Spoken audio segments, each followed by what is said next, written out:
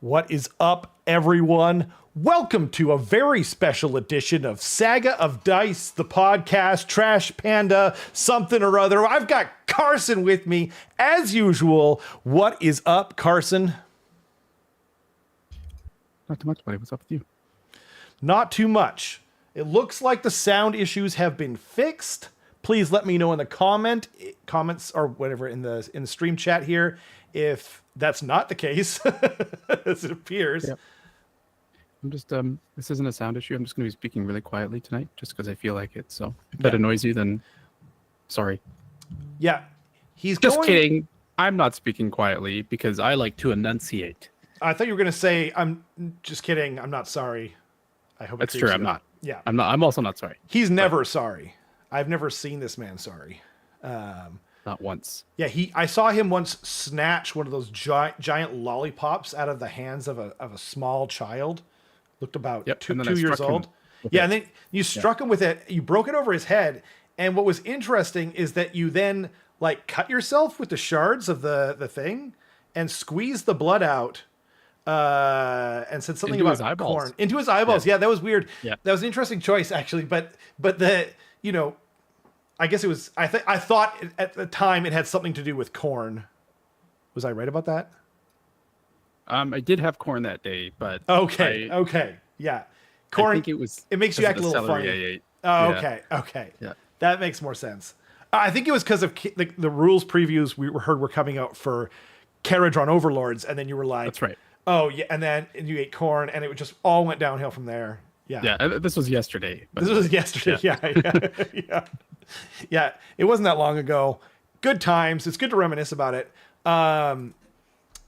Speaking of KO, did you see the preview today, the rumor engine? I did. Why, speaking of KO? I kept doing the switcheroo. I thought we were going to just keep doing that. Okay, gotcha. Yeah. No, this is all serious, this show. It's true. We only tell the truth.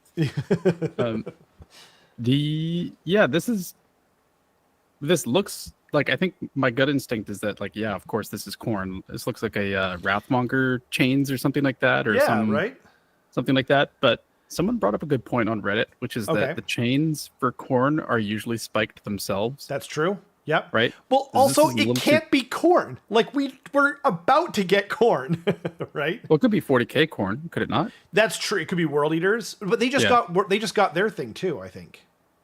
I don't know. Yeah. I mean, regardless, I think your instincts there are correct. Okay, hear me out. I thought maybe ogres. It just seems a little too clean to be ogres. Oh, that's a good point. Like, okay, so here's the weird thing, right? Is the metal is very clearly like polished. Yeah. Or like very clean. It's true metal. It's true metal, yeah. Mm-hmm. The skull is like bleached. Like it's not just the skull. It's like completely clean, right? Right, yeah. And there's no like decay on the metal. There's no blood on the metal, anything like that. So like what could it be if that's the case? Huh. It wouldn't be death, because death would be decayed, like the metal at least. Yeah, what would be swinging around? Okay, here's a little outside the box. Could it be Seraphon? Like, oh no, it wouldn't be. I don't think it would be true metal with them. Yeah, I don't know what this is. Like, first glance, looked like Khorne. Right. But upon further inspection, can't be. Right? No, exactly. But what? It just doesn't. John Castle says flagellants, maybe, for like Cities of Sigmar. It's crazy. Or I was going to say something old world. Yep. Like I can see that too. Just something old world. Like it looks chaosy though. Like general chaosy. But yeah, oh man, I don't know. I don't know if it does look chaosy, because that's the problem. Is that like all of the chaos armies, their weapons are either like super fantastical or right. That's true. Or dirty, right? That's true, but like maybe not so much in the old world. Like I think in the old world, like the Warriors of Chaos and that kind of thing, they're more traditional, like fantasy, whatever. But I don't know. Like my first thought was like, oh, I think this is definitely AOS, but like it's not 40K, right? I don't think so. Yeah. I honestly, I think my new like front runner is what John said in the chat. Which is flagellants. Right? Oh, flagellants. Like I see. Yeah. Like, do you mean like Cities of Sigmar flagellants or like the old school flagellants? I could see, because I think the Cities of Sigmar ones are still old world models. Are they not? Yeah, I think so. Yeah. I don't even know if they still exist in AOS, to be honest. Yeah, they still exist. They're... Oh, no, maybe not. What are these, like... I don't want to derail this whole thing, but what are these little crown symbols? Is everyone seeing that, or is it just on my chat? Oh, yeah, I see some crowns, too. Okay. Top fans! Oh, top fans! Hey! Neat. You'll notice that Livicus is not in there. He's, like, actually been with us from the beginning. What's the deal with that? That's crazy. No, him and Scotty are tied for number 1. Oh, on here it's different. Oh, yeah, okay. Now it is. Oh yeah, that's weird. On his first message, it wasn't there. That's so weird. On like, yeah, that's so weird. Because on his first message it says number 2, and then Scotty's second message it says number 1. Oh, there's some kind of XP system? That's crazy. I've never heard of this. That's kind of fun. That's the thing with like any Google product is they don't do announcements. It just happens. Yeah, and you're like, like what is this? Yo, what on earth is going on? Yeah, that's so true. Yeah. And you're just walking along and you hear like a ding, you leveled up. Like, yeah. Yeah. That would be kind of cool. If you just like leveled up like using your phone. Actually, no, that's a terrible idea because then it would give people more reasons to be on their phone. Never mind. Yeah. Scrap all of that. Less leveling up. Yeah. Like chatting and gifting and stuff. How do you even know about this, Keith? Okay. Sorry, I did derail that whole thing.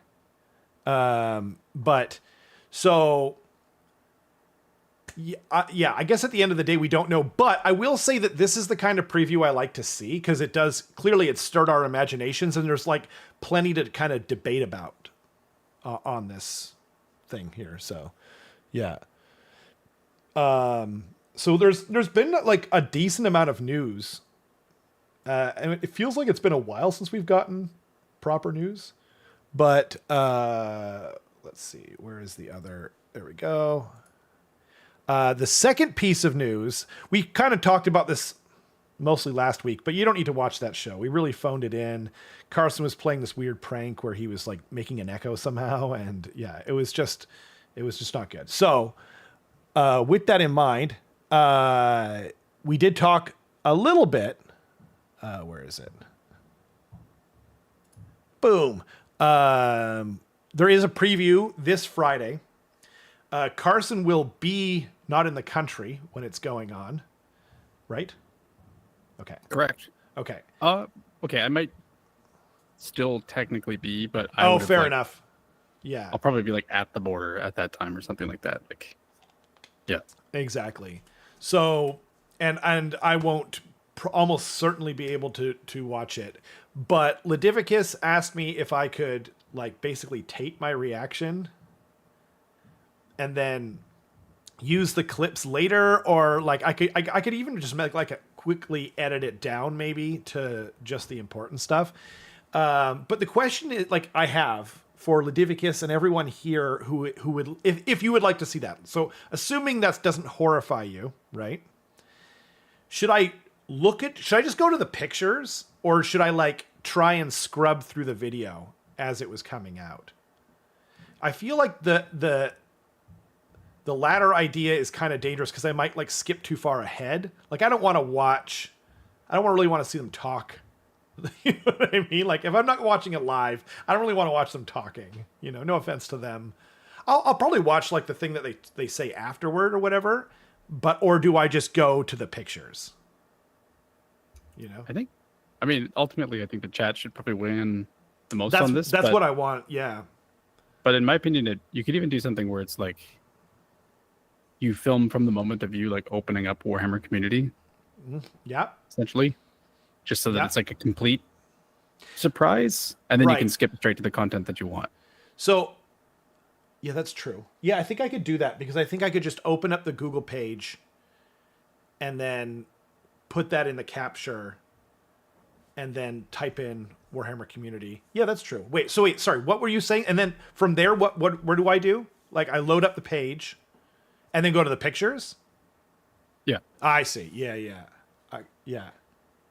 I like that. They added Black Library to the preview. They did. And I thought they added one other thing because one of our members was, or one of our clubmates was very happy about it, but it wasn't like a game that I'm super familiar with. I can't remember if it was Imperialis or I don't know. Anyway. So the preview is coming. We are expecting Dwarfs. That's mostly what we were talking about last week, or like some kind of Legion or Hammers, as Livicus calls them, of Hashut. That's the hope, right? I think there's a mixture of people who are hoping that it's more traditional Dwarfs versus like you are hoping for thematically Hashut of various sort of, creeds and silhouettes. Yeah, I'm kind of the worst because like I've always said that, but go on. Yeah. Because there's people who like really love classic like Chaos Dwarves and people who really like dwarves in general. I'm not one of those people. Like I like hate fantasy dwarves deeply. You've said many times that you hate all short things, like people, children. Yeah, hence what happened yesterday. Yeah, exactly. Yeah, that was shocking, though. Yeah, don't give me Khorne. But what I'm hoping for is literally like the idea of like what that faction is, but like no dwarves whatsoever. There will be some dwarves. I know there will be. I know, I'm aware. Yeah, but the ideal version would not have them for me at all. Yeah. Yeah. Okay. What if they're okay? So now I have to throw it back to Livicus because Livicus wants traditional Chaos Dwarves, right? And this is kind of the sort of battle that's going on. Livicus, would you be happy if they were all like there are no dwarves, as Carson says? And Carson, would you be happy if they compromise? There's no dwarves. They're all like people and like orcs or whatever, but they all have top hats. They're all rocking extremely large hats. I think that's fine. You think that's fine? He's okay with it. Livicus, Now the ball is in your court. I mean, the most ideal thing I think would be that it's neither people or orcs or dwarves for me. Yeah. Like it's just like a new thing. That would be sick. If it was like some kind of like bull demon slash, and then I guess there will certainly be some mortals though. Like yeah. So like they would probably be humans, but like a new kind of like Zangor. Is that why they got rid of Beasts of Chaos? Because they're like, well, we can't have two bull factions, so this is bullshit. Get out to Beasts of Chaos. Maybe. Yeah. Huh. Maybe. And then do the Beasts of Chaos endless spells go over to the Hashut? Because they had like a Hashut themed like bull or something, right?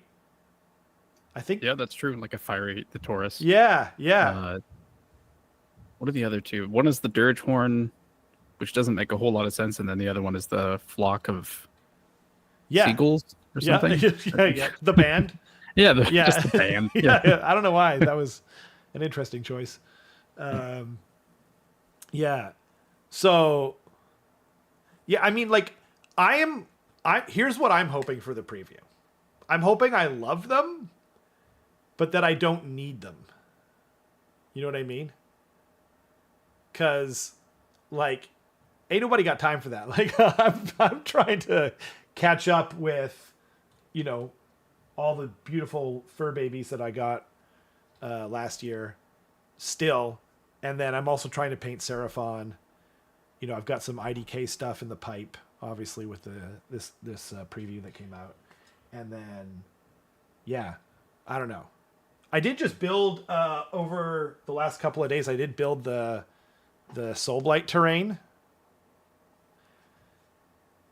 How real should I be, Carson? I need you to tell me how real. Give me a percentage, or like how many 100%. 100% real. This kid is annoying. Okay, it annoys me on. I'm not going to rant, right? I'm not going to fly off the handle, but this kid is $100 Canadian.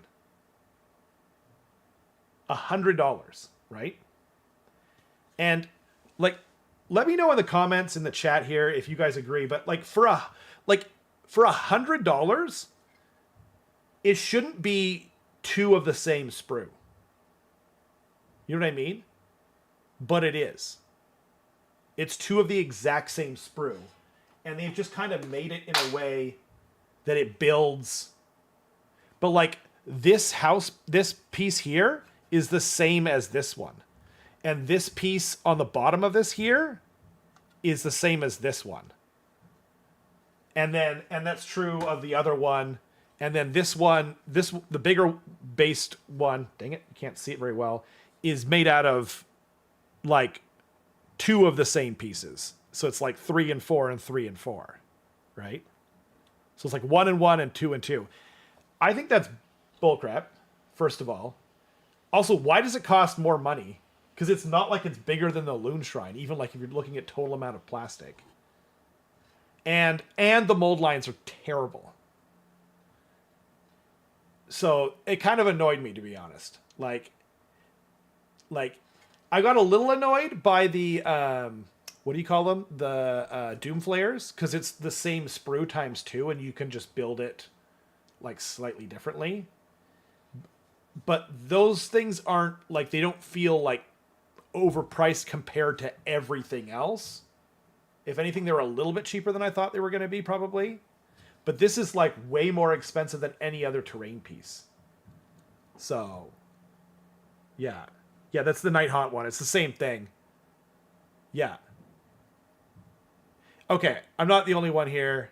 It's a ripoff. It's annoying. Like, and we like to play it, you know, what do you call it? We call them like we see them here on this podcast. And usually, more often than not, I feel like we're praising GW's models at the very least.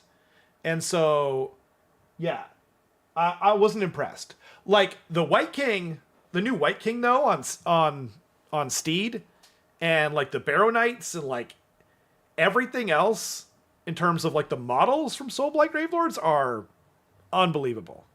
I feel like they should have added a few more things, because like now we just don't have a Vampire Lord on Zombie Dragon, which is just kind of like,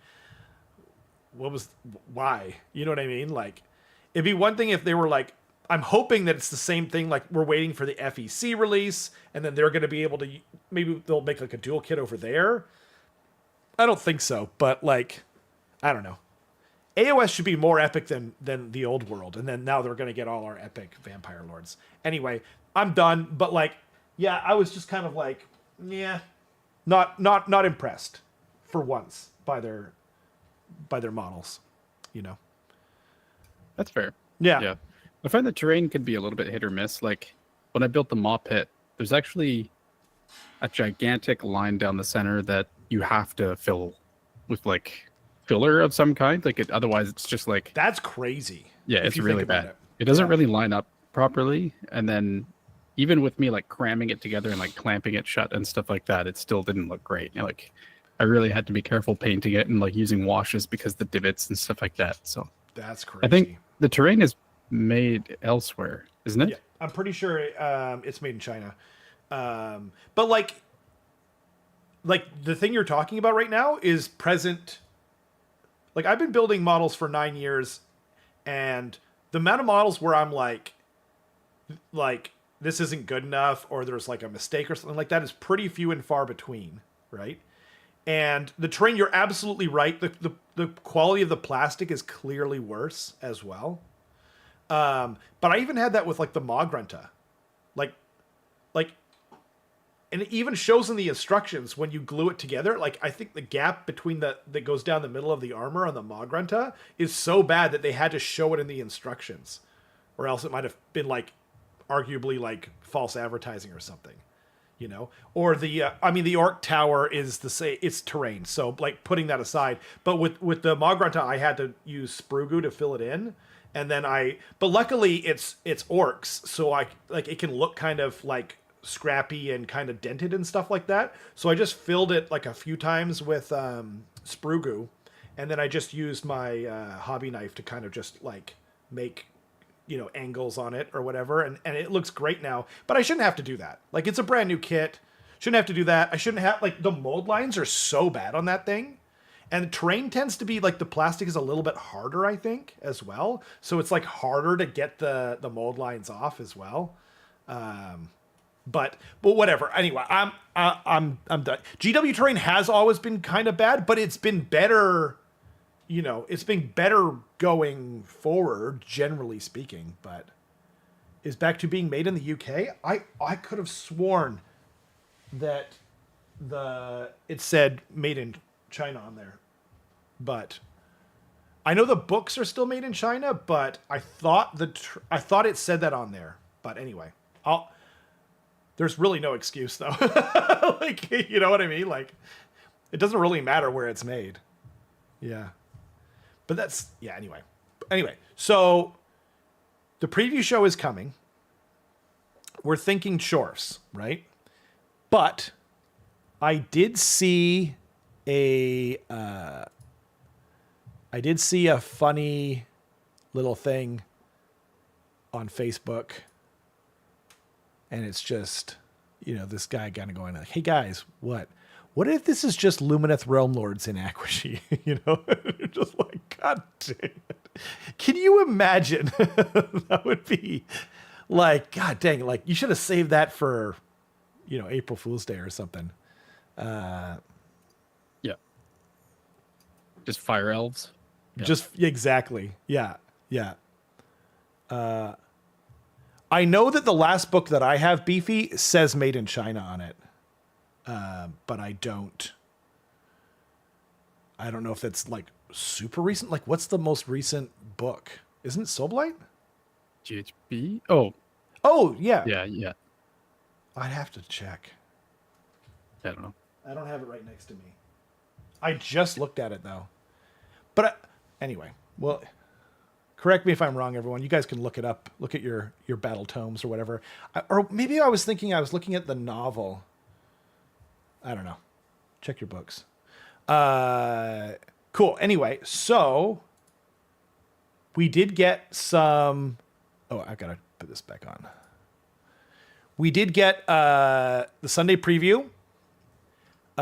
Blades of Khorne getting their battle tome, and so is KO. We're getting a new spearhead, which is 2 of the doggos. One Karkanak or whatever the 3-headed dog is, Cerberus, whatever Warhammer Cerberus is called, and then the claws of Cerberus, claws of Karkajak. What's that? Karanak, sure, that sounds right. I know it's right here, but like, what am I gonna read? Are you guys crazy? I'm curious what people think of this spearhead. You know, like anytime there's 2 of one unit, it feels a little bad, I think, unless it's something you really want.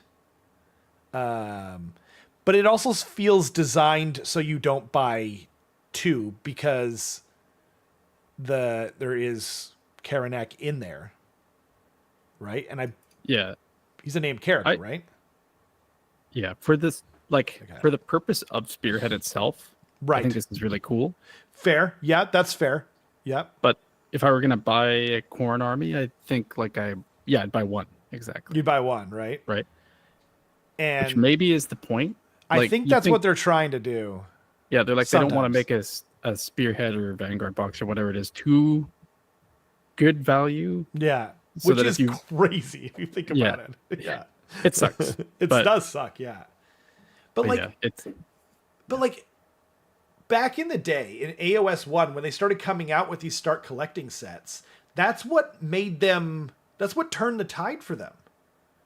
You know, the Iron Jaws one, the Admech one, the Tyranids one, like there's most of them were awesome. The Ogres one, you know, the Flesh Eater Courts one, which had basically every Flesh Eater Courts model at the time except for the Arch Revenant. Like, it was so awesome. The Claws of Cardiac, I like that. That's the one. I think the goal is like they want you to buy one of these boxes and then they want you to buy individuals of the rest of the stuff. Right. To make up the rest of the army.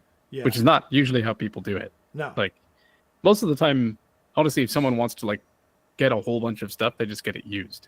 Yeah. They don't buy it new. But like that's the only thing I can think of for this, because like it's not a buy multiples of this to be able to make your army better. It's like here is literally an intro to the game. Mm-hmm. And now you have to supplement it. Yeah, exactly. Yeah, I almost feel like it would have been better if you'd gotten like take out Karkajak, and then add in like, I guess they're never going to add in like the Blaze of Khorne hero on foot, like, because he's brand new. They want you to pay full price for him. But like, yeah, I mean, the Iron Jaws one is like an example of them doing it well, I think. Because it's like the Mega Boss on foot. I mean, you got to have a hero in there, right? And then a unit of Brutes, a unit of Ardboys, and a unit of Ragers, or whatever. Rekkas, whatever you want to build. And like, yeah, I probably want more Brutes. I probably want more Ardboys. I quite likely want more Ragers. You know, so the only thing that's kind of feels extra is an extra Mega Boss on foot. So yeah, it's too bad. Anyway, it's not great. We do have the new Khorne model, which is like, I think he's easily the coolest like Khorne hero of any kind I've ever seen. Like, I think this guy is basically perfect. Yeah, I think we talked about this before, where it's like just the proportion and like the general aesthetic is like so simple but so good. Yeah, exactly. Yeah. It's just like, yeah, exactly. I couldn't have said it better. And like, but it has cool ideas too. Like the helmet is just like, it's not like just the regular Khorne symbol thing that they always do. It's like horns. And then his shield has got like 2 blades on it. So you're just like, yeah, like that's freaking awesome. Anyway. And then what is this though? Like could you not buy Claws of Kenrick on their own? Like, why are they showing that this is coming out? Like, this has been out for ages now. Or is it just no longer a part of Warcry? Is that what they're kind of showing off? Maybe. I don't know. I don't collect Khorne, so if anyone in the chat does, please let us know. Yeah. But I thought you could buy them on their own already. No, it says that can also be used in games of Warcry. Right. There. Oh, okay. By the way, Alex made a good point here, and he so rarely does. I'm just going to go back, and I'm going to go back to this. And he said, bad-mouthing the ultimate doggo box is a shame. He's right. This is the ultimate doggo box. It's a demon doggo, but, you know, I've got a little demon doggo at home, so I think Alex is right. I take back. 8 out of 10 would buy again. And then the Goreblade Warband. So the thing what was the deal? Like, didn't someone say that like you don't get the right amount of guys or something in this? I thought someone was saying that like you don't get enough Reavers, but Reavers don't come in 20s. 1, 2, 3, 4. Come in 10s, yeah. 6, 7, 8, 9. Is this the leader here? Because this is a hero, I think. 5 Blood Warriors, who I assume come in 5s. And then I actually don't see the problem here. Although this is another named character. No. Blood Warriors don't come in 5s. They come in 10s. Oh, they do? Unless they're changing it. But oh, maybe. I mean, I think that the Blood Warriors is just because this was like the original AOS 1 starter set or something like that, the Khorne half of the AOS 1 starter set. And so I think that's just what it is. But, Andy would know. Yeah, he just said it in the chat. What did he say? These are the old models from the AOS 1. Yes, sorry, I was... sorry, he said Blood Warriors only come in 10s. I see, yeah. Because of the delay. Sorry, everyone. Oh, it's the old Start Collect. I think before that, though, it was like AOS 1, like original starter set, Tyler. It was like that half of it. And back then, they used to do crazy stuff. Like, I think the AOS 2 starter set for Nighthaunt came with 4 Grimghast Reapers. So you could buy 2 of them, and you still wouldn't have enough. Like, that's crazy, right? But yeah, it's just whack. It is what it is. They both get War Scroll cards. Soulblight had me concerned. Oh, interesting. Yeah, that's cool. Okay. Anyway, and then Regiments of Renown. So there's like another thing you can buy. Yeah, lots of stuff. The dice look cool. They actually look original. Their dice game has been pretty weak for a while now. But these, not only do they look like they're going to stand out and be legible, but they look actually thematic and cool. The first, like, however many for AOS were like, they're basically the AOS 3 dice. And the AOS 3 dice were mostly really lame. The Deepkin dice actually were thematic, but I think they're going to be really hard to read, so I'm not sure. If you need Deepkin dice, though, I do have Deepkin dice, thematic Kraken dice, link in the description below. Also, brand new vampire dice, thanks to everyone who bought dice. And then we're also getting KO with this questionable cover here. And a new spearhead, the Grundstock Trailblazers, crazy name, with what, I guess 5 Thunderers, this guy here, 3 Bubble Boys, and a small boat. You can tell I really know my KO terminology by this. Yeah, I'm kind of an expert. So, yeah, I don't know. Does this look cool? It looks pretty cool, but it looks a little bit sparse. It does look that way, doesn't it? Yeah. That being said, like, this is one of the boxes that you could definitely buy multiples of, and it's like pretty decent. That's true. The only thing that you might not want to have multiples of are the hero? I mean, I guess it depends on the new book, but yeah, the hero. Right. But like, you probably want packs of 10 Thunderers. You probably want a reinforced unit of Engine Riggers. Like, right. It makes sense to me. Yeah. And I mean, yeah. The other thing too is that, like, you know, like when you get an extra hero like this, you're not paying for the extra hero, generally speaking. You're usually paying, like, it's like, I think for the Ironjaws one, you're getting like, it's like $100 off Canadian. So it's like a pack of Ragers plus another half of something else. So, like, even if you just end up using the hero as like conversion bits and, you know what I mean? Like, you could just be a little bit more brave with it. But yeah, you love the look of the new KO dice. I will show this in a second. The new Null Chemist guy, though, he is my favorite out of any. He obviously is supposed to look like this, like those old deep sea divers, you know, BioShock Big Daddy, but he's got like a clamping arm and like some kind of gun. Like, oh my god, yeah. Someone needs to paint him like a Big Daddy. And then there's the new unit for KO, the Vongrim Harpoon Crew, which is cool. I think they're kind of dope. You know, leans more into like the, you know, like that old timey seafaring sort of, you know, theme that they're sort of going for. It looks like with KO. And then the new, what are we calling this thing again? The phone booth, the terrain. What? The port o potty. The port o potty, but I thought that was the Stormcast was the port o potty. No, the Stormcast is the portal potty. Oh, portal potty. That's right. Yeah. I'm sorry. I'm sorry, everyone. The port apostrophe O apostrophe party. I still feel like that's like IP confusion. You know what I mean?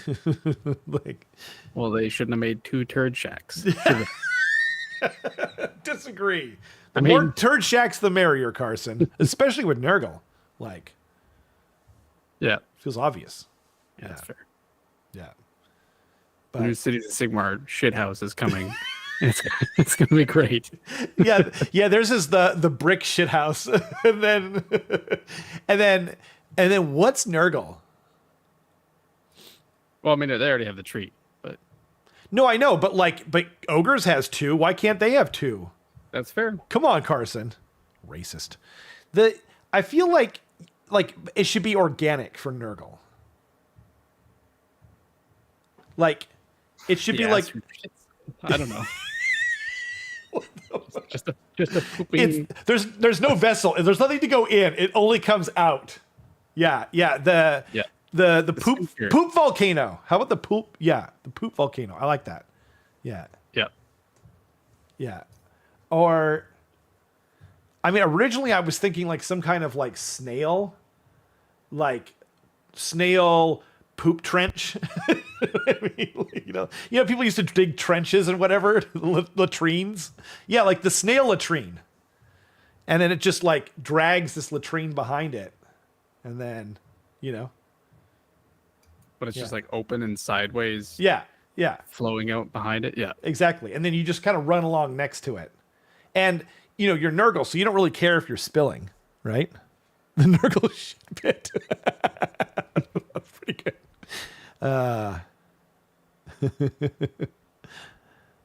Sigmar Scotty says, I've set aside my 2025 Warhammer budget for all the new KO stuff. Hell yeah. I'm glad people are excited for it, And then there's regiments. There's something horrible in the chat. What's that? Nurgle already has a tree, just green stuff a hole and shovel on its base. Livicus has the sludge canal. I like it. I mean, what really attracted me to Skaven was the humor. And that's what got me closest to liking Nurgle, was like Sloppity Bilepiper, like the red ripe fart, what do you call it? Like, if anyone who's seen our old, what's it called? The Path to Glory games where we were doing those ridiculous openings. Yeah. Everyone knows that's right up me and Carson's alley. Just poop jokes all the way down. That's what I want. And there are new dice. The new dice did you see them, by the way? I have. Right now. Yeah. They're gold with like a dark gray or maybe black pips. I don't know how easy these are going to be to read from across the table. What I was going to say as well. Like, they're beautiful dice, but they are. You're not going to be able to know what those have on them. I don't think so. We have to see them because they're only showing the 6s in the picture here. I wish they'd show them like rolled on the table. Like, it doesn't feel like too much to ask. They did that, although they did that for the Ideth ones, and maybe they didn't sell as well. I don't know, but that's my immediate thought. Having dice made and selling my own dice, like the easier they are to read, the better they seem to sell. But like, I like that they're going for it though, a little bit more. Like for all of AOS 3, it was just like plain opaque dice with X symbol in it. So, and sometimes they weren't even easy to read there either. Like the Skaven one was green on green. Like, who thought of that? They should have been like green on black, or whatever. Anyway, but I like that they're going for it. Like, at least they're thematic and cool. You know what I mean? Like, they're probably not meant for like competitive players, but like, when you're playing with your boys anyway, like, who cares? Have fun. You roll your dice. Yeah. And then they're doing made to order terrain of the old school, like forests or whatever. I think some people are actually super excited for this because some people really like it for tournaments, in addition to, it working for the trees. I mean, for for the old world and whatnot. And then there's the old Sigmarite ruins, all these things. Alex was kind enough to give to me because they are way too big for most people's tables. They're so big. Yeah, they're so cool, but they're just so big. They're really cool, but yeah, they're just way too large for the game. I think technically, like, they're the maximum of a large piece of terrain. Oh, are they? So they're technically like legal. I hadn't heard because that. they made them, but it's like I guess they have just like so huge that it's too much. But I do like those trees, like especially if you build them so that they're not like glued in. It's nice to be able to have like little removable trees and stuff like that. But the interesting thing is, tournament wise, like coming from the source, like Matt Rose himself said, the trees are real, like in games. Okay. Like, it's not that you can like walk through and like remove them and stuff like that. It's supposed to be that there is a physical thing there, so that you can't just like slam like a gigantic base inside of it. Okay. Right. It's like there's supposed to be physical limitations on what you're talking about the regular trees, like not these ones. No, like these ones, like the. Oh, okay. Oh, he was talking about these trees specifically. No. Sorry, I mean like trees in general. Any and all forests, you're not supposed to remove the trees. Yeah, exactly. Huh. Interesting. The problem is though, is it's just such a, like, you're supposed to maneuver around and through something that slides around on the table so much is kind of. So the solution to this, I think, is the first one is that you have those circle cutouts where the trees are supposed to go. Right. Which basically just means that like that's a no-go zone for bases. Right. So that's an easy way to think of it, is you can take the trees off for convenience sake, but like you're not allowed to put your base where that is. Another way to do it is what Ricky Fisher does for all of the Sparkle Party tournaments, is he prints out these like templates that are like clear plastic. That's the best way. Like the shape of like a wood. Yeah. And then they have circles on them. That's like, it doesn't even have to be trees. It could be like vines or whatever on there. They can be moved around as much as you want, as long as you respect like the circles themselves. Yep. Are impassable. That's the best way. You know what's interesting is back in the tournament scene in AOS 1, we didn't have the new trees, right? We only had these ones, and that was the rule. You could take the trees out, but you couldn't put your base over top or even move over top of the circles that are there. They are intended to be trees. So it's kind of funny if we kind of go back to that. The problem is right now is that the new forests just don't work that well for moving over in that regard. Yeah. Yeah. Like the Awakened Wildwoods kind of. Yeah. So, but I do have these, like, we could, paint up. I think I have 3 of them. So, yeah. Yeah. You only really need 2. So. Only really need 2, but unless you're playing, I think, Wood Elves in Fantasy, and then you really want 3. But which is why I have 3. Actually, I got them from Natasha. She was playing Sylvaneth in the early days, and then she didn't need them. Want to bet Matt Rose? A Dwarf and Elf kit update would be cool for the Cities of Sigmar release. That would be cool. That even could be the preview, to be honest. I don't think that we'll see that. Like, I think that would have to be like... You know what I think will probably happen is I think don't freak out on me. I'm not saying this is what I want to happen. I'm saying this is what I think will happen. I think eventually what they'll probably do is they'll take the old world kits that are used in Cities of Sigmar and just poop them back out over to the old world. And then they'll basically just be like, okay, you can use X Lumineth units in your Cities of Sigmar army.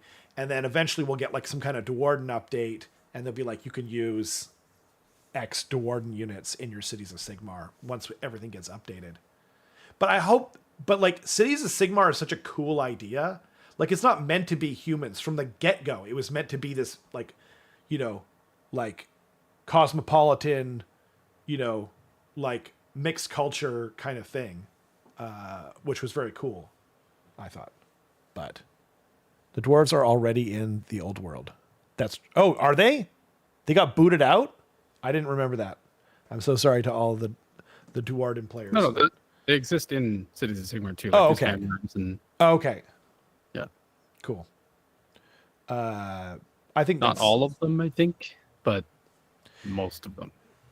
Yeah, I mean, I remember before, like, you could use, like, Wood Elf units that were called Wanderers in Cities of Sigmar and stuff, and they did retire some of them.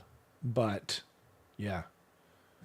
Although, yeah, that's true, though, that, like, I think he's saying that, like, you can use those models in the old world. But I'm just saying, like, you'll only be able to use them, probably. Like Beastmen kind of got cut, you know? From the Age of Sigmar. Dwarfs do the building, elves do the sneaking, and humies do the walking and complaining. Hell yeah. So those are like, you know, that's what's coming. And then we did get some rules. KO was first. Yeah, KO was first. Should we just go into this? Cool. Let's do it. Would you be so kind as to read? Oh, yeah. Yeah, I can do that. It says, my personal opinion, I don't think they will be removing Duarden or Elves. They will be updated like free guild. Yeah, I think like that's the hope. That's what we're hoping. Yeah. Yeah. There's a new thing for each, you know, respective race in Cities of Sigmar, but you never know. You never know. And like, it would be a great opportunity for them to take Duarden and do something interesting with them. Something unique that's not just the old world dwarves. I'm saying that, like, looking at it like a company, coming from the company that took Sacrosanct Chamber that came out in 2nd edition, and 2 editions later was just like all those cool models. We went too ham. We made too many models for Stormcast Eternals, and now we're just cutting them all out. That's what I'm expecting. So I'm just trying to get everyone's butt cheeks prepared for GW's executives. You know? Like, that way you can't say your old pal Rob didn't at least hand you a bottle of lube before they...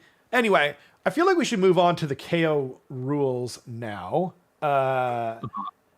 Would you be so kind as to read them out? My voice is getting a little bit tired already. No. Okay. You spoke. Yeah, so I guess I'll read the article text and then we can kind of look at the abilities as well, which are very small on my screen for some reason. Oh. Okay. So it says Battletome Kharadron Overlords retains its battle traits for high-flying sky vessels that can give an infantry a lift. So this is now restricted to your turn.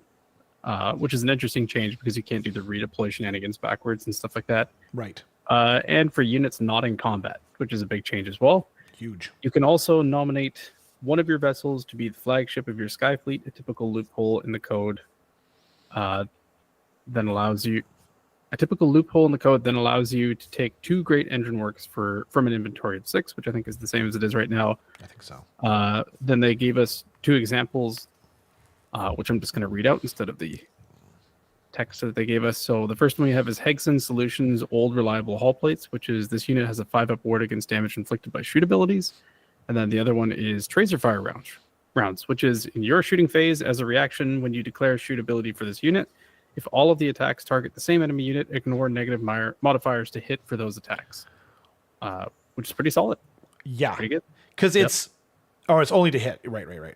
But like, you know, like Skaven, like, and many other armies have like a negative minus to hit bubble, you know, in certain rounds and different times. That seems really good because shooting's their main thing. Yeah. Yeah, and you plop this on something like an Ironclad, then it gets really reliable damage-wise. Right. Like, nice to have. Then it says, with extremely hazardous environments punctuating the mortal realms in the aftermath of the Vermin Doom, alchemists are becoming ever more popular. The magic quashing aura their suits project provides a nearby Skyfarer units award 5+ against mortal damage from spell, prayer, and manifestation abilities.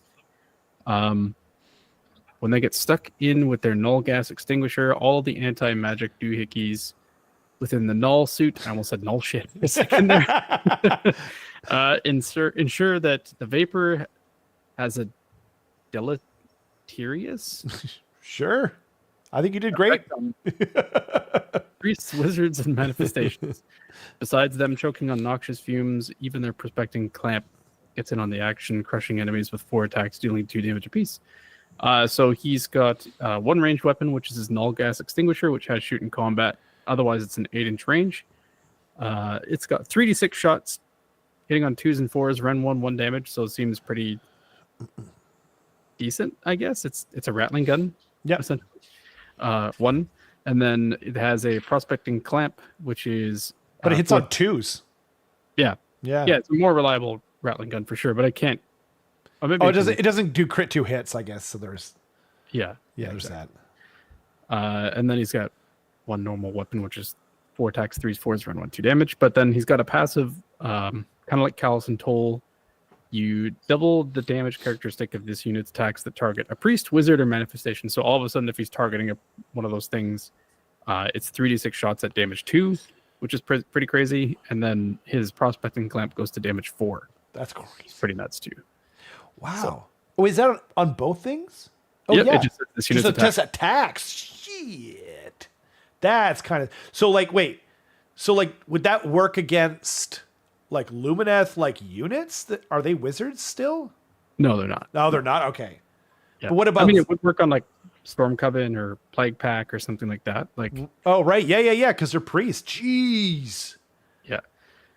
Well, thank you so much for the super chat. $5. Off topic, but something to consider. Core rulebook says cities of Sigmar dispossessed have a cog fort. Implications for the future. I like that. I like that idea. Yeah, I mean. It always felt like they should be kind of expanding the themes of the different cities. Shouldn't there be a city where you can play Deepkin or Daughters as part of your army? That just sort of feels like an easy, cool solution that also just gets you to buy other armies and maybe start collecting other armies. Yeah. Yeah. I think the main thing that they're a little bit scared of, though, is balancing, because when we were that's true. That's before, a good point. Yeah, when you're balancing it, there's plenty of things that were fine in the army that they belong to, but as soon as you introduce it to another army, they were ridiculous. Yeah, that's true. So, it's like the 8th edition 40k problem where you could mix and match so much that they had so much trouble balancing. It's a good point, but you could just make it okay, just give them the doo-doo units like thralls and reavers or whatever. You know what I mean? You could take Namarti. Or this is just an example. Or if it's what do you call them? Sylvaneth, you could take dryads and X, Y, and Z, no named characters. There's I think there's a way around it, but you make a good point. And it does, to be fair, it costs them money to balance these things, right? If they have to think about all these things, I think that the positives outweigh the negatives in the situation because they're just they're gonna get people to buy more armies. You know what I mean? You're taking a percentage cut of the work you do, and I think it's easily worth it. Yeah, but Livicus just said in the chat, that's kind of what Regiments of Renown have become. That's true. This, little package of okay, you can have a little bit of allies, but it's nothing crazy. That's true. Here you go. Yeah, that's a good point. Yeah, I just like the idea, but having said that. It's supposed to be Duardin. It's supposed to be elves, more pure elves. So them doing something special for Lumineth or KO wouldn't surprise me. And I like the idea thematically at least. But yeah, they could also do when you look at Legion of the First Prince, for instance, you get Legion of the First Prince Flamers, Legion of the First Prince this thing. If you just had unique war scrolls for Cities of Sigmar, right. RLM Wardens or something like that, right? Or it could be an Army of Renown. Yep. So, and then that too. And then that way, it's very easy to balance because you will lose access to the other elves, but you can only use Deepkin elves, these X units specifically, and then off you go, But anyway, sorry. He's cool. Yeah, it's neat. I'm sure there's going to be other stuff too where He interacts with wizards and priests a decent amount, other than just hitting them really hard. But it says, with more claims needing protection than ever before, the Zontari Endrin Dog has also become a stable deployment alongside Skyfleets. This floating platform, manned by one very overworked Duarden, is the perfect staging area for repairs and the creation of sophisticated auto Endrins. Sky vessels can dock with the platform and heal 3 if a successful repair roll of 4+ is made, which can be nudged to a 3+ if there's an Endrin Master nearby. Its complement of auto Endrin drones are the main attraction, however.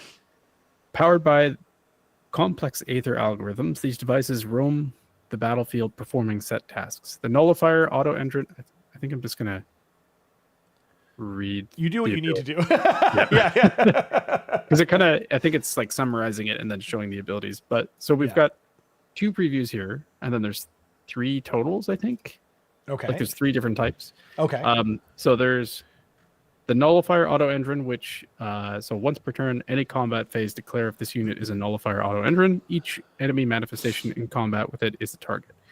Effect: make a banishment roll of 3d6 for each target. If the banishment roll equals or exceeds the banishment value on the manifestation's war scroll, it is banished and removed from play.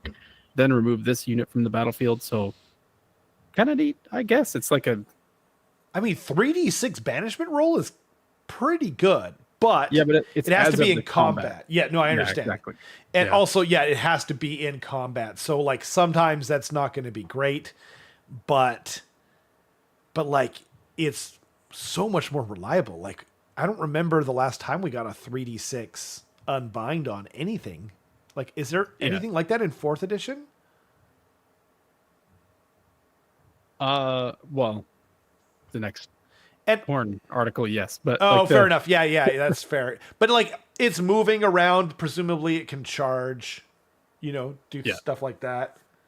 Yeah. So I mean, there's a lot of like unknowns here, but this kind of seems like you can just constantly make new automatons essentially and just like whip them at your opponent, which is pretty cool. And it kind of seems like a bit more of a like you don't have to expend resources to get rid of these things. It's just like, you go do this thing. Like I'm going to spawn this thing and then it's going to go and kill your manifestation and whatever, right? And I'm assuming you're limited to up to 3 of them on the battlefield at any one time, right? But it says, what's interesting is it says, if this unit is a Nullifier auto Endrin, which means I think technically maybe you can like... Is it going to be like a multi-part kit of... Well, I think my prediction is what they're going to do is they'll have 3 auto Endrins, and then during the game you basically specify I'm spawning this thing, and then it could be any of the models, and then maybe you have multiples of it or something too if you want to repeat. I see. So let's say your opponent's just like crapping out in the spells, you're like, okay, I got to take care of those. I'm going to only pump out auto Endrins. I think that seems kind of what they're going for. I think so. If that's the case, that seems real good. Like, because if you can build like all 3 of whatever you need at the time, that's awesome. And then you have the Grudge Blast auto Endrin, which is the same thing. Once per turn, army, any combat phase. If this unit is a Grudge Blast auto Endrin, each enemy unit in combat with it is the target. Roll a d3 for each target. On a 2-up, inflict an amount of mortal damage to the target equal to the roll, then remove this unit from the battlefield. So it's just like it's drone. It's like a what do you call it? Like a smart missile. Yeah, exactly. Yeah. Which is pretty neat. Yeah. Like it seems like a very hands-off, just like pinging you for damage, just being annoying kind of thing. Yeah, exactly. And then but it probably has a health characteristic. It probably has a save, right? It probably moves around, so you can probably use it to screen things. You can probably use it to tag things. Like, you don't have to use your abilities. So if you just don't want them to retreat, you can just leave it in combat and let it die. Like, presumably. You know what I mean? I know I'm assuming a lot there, but like the amount of like theoretical tech I could see with this thing is actually kind of impressive. Yeah, it's neat. So you basically have like this core platform, which seems like, I don't know if it necessarily can be garrison, but if you have someone nearby, it gets better. Which just like reliably heals your ships. Yep. And then I'm assuming it is the source of these auto Endrins. Yeah, for sure. You're just like building them and just like sending them out to your opponent to go do stuff. Right. So which is neat. Yeah, because it solves a little bit of the problem that Kharadron has, which is your army is very condensed into like a small surface area. Yeah, and you have to usually choose between like doing victory point generating tasks or killing your opponent. Right. Whereas with this, you might be able to do a little bit of both, or like a little bit of ranged pressure harassment, just being like, hey, I'm going to keep sending these things at you if you don't come deal with me. Right. While I'm scoring points. So, yeah. And they're very mobile in general. I feel like these little doodads will probably move kind of fast too. So I don't know, like, so wait, that's the last thing. Hey, so I know some people are not happy. I've seen some people who are not happy about losing the whole redeploy shenanigans and whatnot. There's always going to be people though that are unhappy no matter what the change is. Like, it literally doesn't matter how you like I remember going into 8th edition 40k.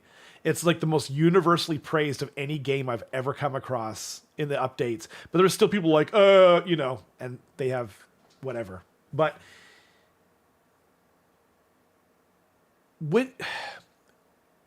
do you think, what would make you more likely to want to play this army? Would you rather play them with like redeploy, shenanigans, charge, phase, get out of there shenanigans?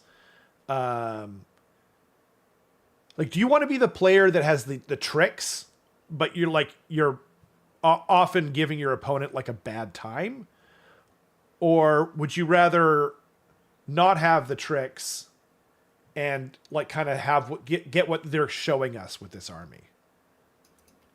I mean, me personally, yeah, I would rather the second one.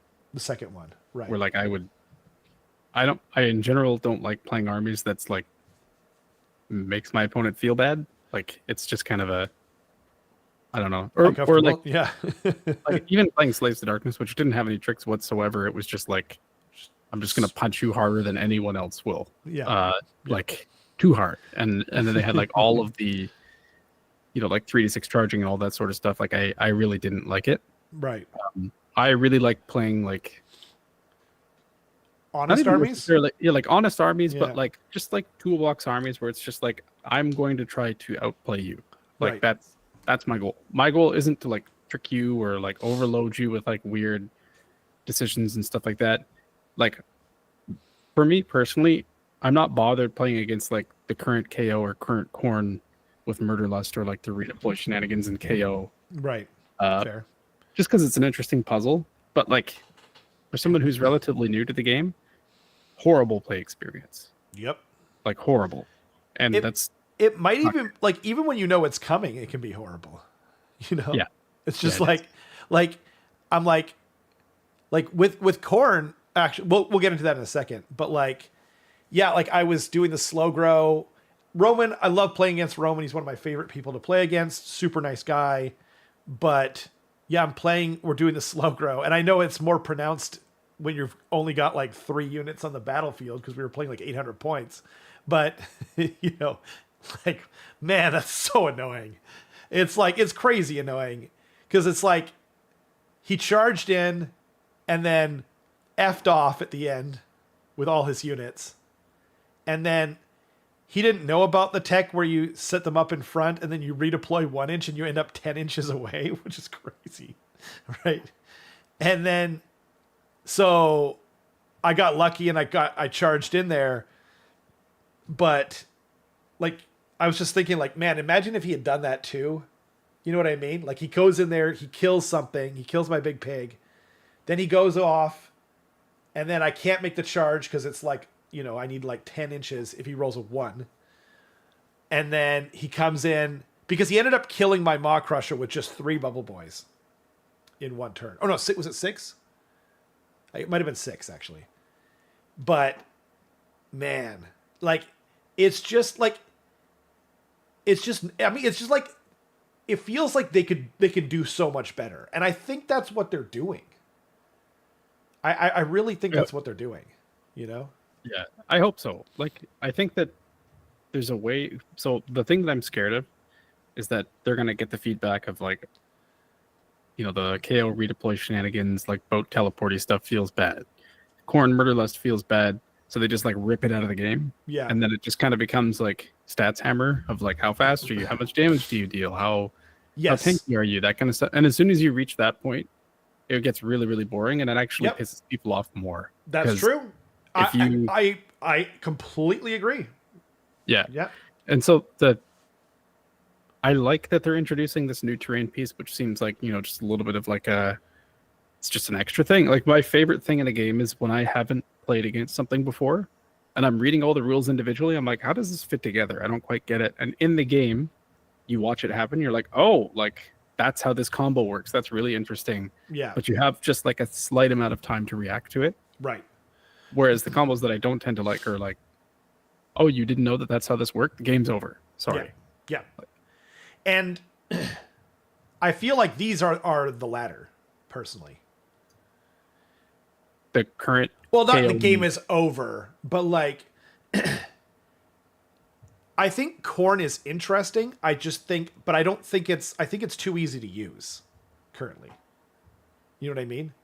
Like I can just run and tag you, and my bubble that you have to stay outside of to make sure that I can't ruin all your charges, and therefore your battle tactic is like 9 inches, like minimum or something like that.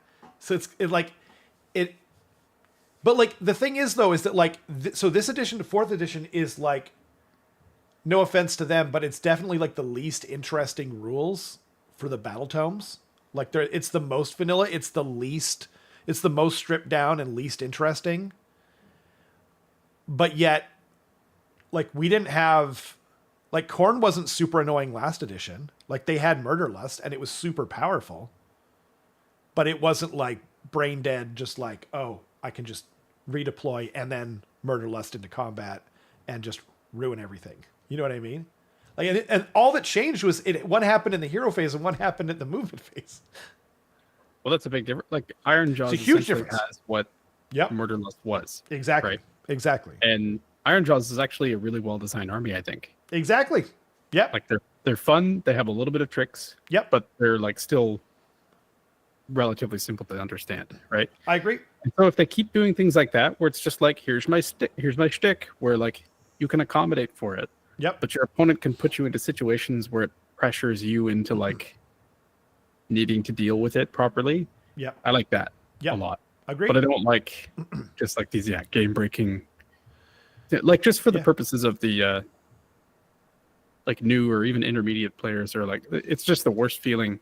Not that I've actually done it because I've never played Khorne at a tournament, but like if you have to explain to someone how something works and it's so horrifyingly like powerful like that, the first thing they might think is like, is this guy lying to me? Like, yeah, this is insane. We've all been there where we've heard a rule for the first time. You're like, I don't know, because like there's always been players that get their rules wrong because they, it's wishful thinking and like that's totally natural. And so then you're like, well, but like, wait, you can't use 2 abilities in the same phase on a unit. And they're like, oh yeah, okay, I guess that doesn't work. And then you're like, oh, okay, thank God, because that'd be crazy, But yeah, like either it's too complicated or, you know what I mean? Like, or it's not immediately apparent. Like when they showed the KO rules for the index for AOS 4, all the Khorne players were like, we suck now. It went to the movement phase. It sucks now. And it turned out to be way more broken. And then that was partially why we thought Iron Jaws was going to be so strong. You know what I mean? Yeah. Yeah. But so they have there's interesting ways that they can put tech into an army. And I think a really interesting example is Skaven, where like you have tech of recursion at the end of a turn with the novels. Yep. You have 3 claw steps ahead. Yep. Like those are the 2 like movement shenanigans tech things that I can think of essentially. And neither of those things are the people's least favorite part of those armies. Most people praise them. Most people praise them. The only thing I've seen people kind of get angry about are just like rattling guns. And the reason why rattling guns are so angering is like just because they're so efficient, right? They're it's just like purely here's a boatload of shots for that's like hypermobile and that sort of stuff. Like that's so, like it's not inherently aggravating to newer players to have like techie rules. You just have to keep them relatively self-contained. It's like 3 claw steps ahead. It's just like, in your hero phase, I get to move 1 unit. Right. Exactly. Obviously, it's more verbose than that, but it's just like that's an easy thing to keep in mind. Like, okay, my plan for this turn is like, walking up and charging that thing, but he has the option of moving it backwards, and I have to think about that. As opposed to, how like Murder List currently is. It's like, okay, from any given angle, they attack you. Like, you could do some like weird thing, and if I am too careful, you'll just like redeploy 1 unit, Murder List the other unit back, and then I just can't charge you at all anymore. Right. Exactly. Yeah, I was playing. Shout outs to Andy G, or Chaos Andy as we call him, because I also play against Andy Selwood, who also plays Khorne. But I was playing against Greystone, and he had the 6-inch Murder Lust on his Bloodthirster. So I had to be like, what is it? So I think I had to be outside of 13 inches or something like that to make sure he couldn't Murder Lust into me, because 6 inches. You have to be. Oh no, more than that. Yeah, 15 inches. 15 inches. Like, are you kidding me? Yeah, is it 12 inches or 13 inches if it's a regular Murder Lust? Yeah, it's 12 inches. Outside 12. Outside of 12, you can't even charge from outside. You can't even charge from 12 inches with most units. Like, it's literally in the game. You have to be within 12 inches. And so you're just like, it feels bad. But like, the thing is too, is that like most of like the KO players and Khorne players that I know, because they both are getting changes. We'll go into the Khorne ones in a minute. Like, it's like I feel like if you've been playing this game long enough, you've had an army that feels bad to play against, like at some point, for some reason, The thing about Rattling Guns too is that like they're also a lot of shots. So their output is like, can be quite, voluminous, but then it could also be below average. And like, if you have a good save, like there's a bunch of, if you've got -1 to hit, like they're just screwed. You know what I mean? Like, if you're hitting on 5s with them, you're done. Right. But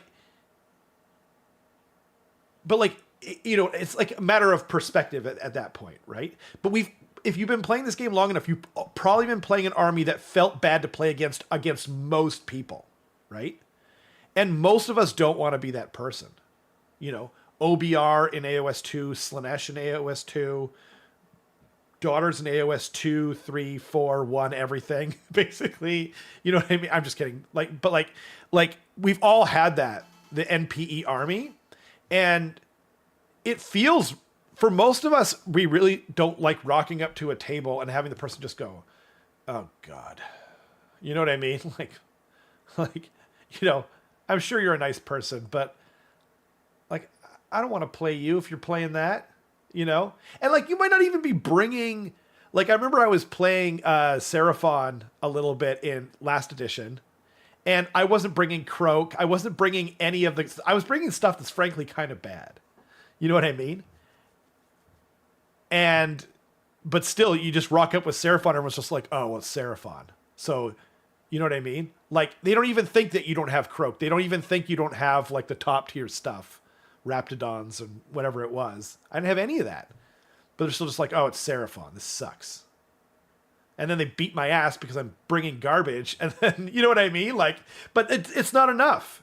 And, like, it just feels bad. So, I don't know. I'm really excited for this. I hardly ever play KO. I play Khorne a lot. So I'm more excited for the Khorne change, if I'm being honest. I don't see a lot of people playing KO in general, but like, KO are not my prob, They're not my job. They're not my prob. They're not that much in the meta around here. But I don't know. I'm really excited for these changes. Like, I feel like GW is kind of going, oh, like, NPE doesn't hurt one person. It hurts both players, And so we should attempt, because there wasn't, like, Khorne didn't do this the last 3 editions. So it's not like they can't design interesting Khorne rules that are thematic and cool without it, and techie, without it being NPE.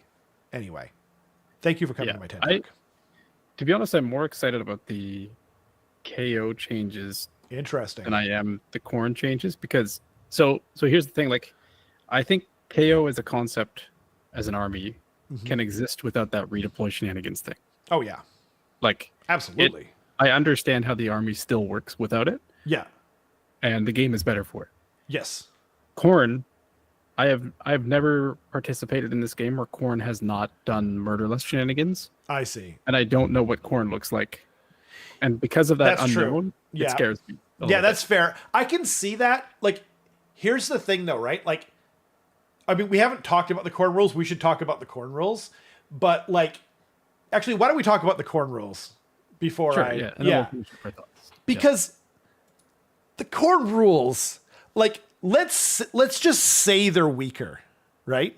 Let's just say they're weaker, okay? They're fucking cool. Like, they're so thematic and cool. Like, anyway, you guys see what you think here. So now Murderlust costs you... Okay, actually, I'll read it out. I'm going to have a sip of water. And then I'm going to have a sip of Spam. Some little Spam juice. I heard more people disparaging Spam over the weekend. My brother and his wife and family came over, and they were like, ugh, Spam. Like, ugh, it's terrible. And I'm like, you have not had Spam made by an Asian person then. I'm just going to say that. Anyway, a little bit of a digression. I would love to read this whole article like the Kurgan from the original Highlander movie, but my voice cannot handle it. I've got a lesson after this. I just can't do it. So apologies in advance. So basically, you know, flavor text at the start. This new book contains a revamp of their signature army ability, giving you the power to bring even more carnage to the battlefield. Blood tithe points are still the common currency of murder, and as Khorne cares not from where the blood flows, you still earn a point for every unit destroyed. However, instead of spending points to use abilities, you use them once per battle round at the start of any turn to permanently unlock abilities from a new branching tree. So this is pretty cool. Your basic ability is Murderlust, which is unlocked for free. So you just get that. I like how they put how generous of the big red guy. Like, you can't mock the god of war or whatever he is. Murder and carnage. Anyway. Big red guy. The big red guy. Santa Claus? No, Khorne. Oh. After a charge roll. So after a charge roll. So you get to make a charge roll. After a charge roll, you get to chuck another dice and choose whether to replace one of your initial dice with it. Your warriors suffering a D3 mortal damage in the process as they tear muscle and tendon to throw themselves into battle. I mean, that's sick. Like, that's so freaking thematic, right? Once you've lopped off a few heads or have been on the receiving end of a pasting. Oh, I see. That's like what the strippers do, I think. Anyway, you can spend points to unlock a new ability. Divine Scorn is an obvious choice. The Withering Glare of Khorne, sapping a wizard's power levels until they regain their courage at the start of the next turn, while punishing the pacifist harms... Passing the pacifist is the name of the ability, harms units that shy away from combat, including your own, if you're unlucky. So Murderlust is 0. I mean, we got that. Yeah. You can suffer D3 mortal wounds and replace one of the dice in your charge roll. Divine Scorn is pick up to 3 enemy wizards or priests within 6 inches of any friendly Blades of Khorne unit to be the target. Roll a dice for each target. On a 3-up, subtract 1 from the target's power level to a minimum of 0. So, like, if you've got a 1-cast wizard, 66% of the time, they're not casting anything. Like, that's kind of crazy, man. Like, or your 2-cast wizard goes down to 1 cast. Like, I'm kind of surprised that it wasn't, like, to a minimum of 1 or whatever, like they normally do. I mean, I guess not for this, whatever. Well, Khorne currently has a prayer reduce the power level of a wizard already. Right. Or is it? Yeah, I think it's a prayer or some ability, and it can go down to 0. Yeah, that's fair. I mean, it's cool. That's the way it should be. I'm not complaining. I'm just saying that. Yeah, I think they nailed it.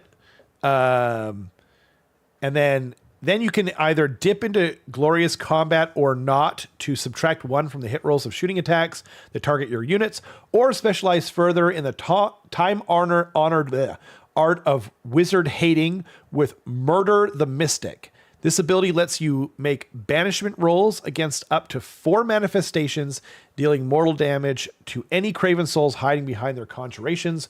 Revel in Battle, on the other hand, is locked behind... Okay, I don't know why I'm reading these all out. I should have done what you did and just read the actual ability directly, right? Here, I've got a question, though. So, like, it says you unlock them for the rest of the game, right?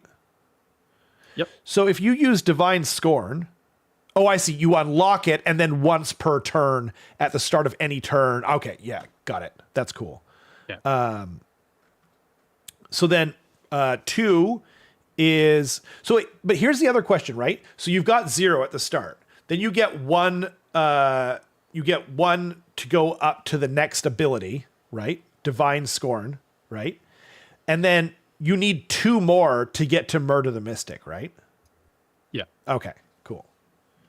And to activate these things, you just do it once per turn in your turn, I think is what it said, right? I don't know when you unlock them. Instead of spending points, you can use them once per battle round at the start of any turn to unlock abilities. At the start of any turn. Okay, gotcha. So you can still only unlock up to 5 things total.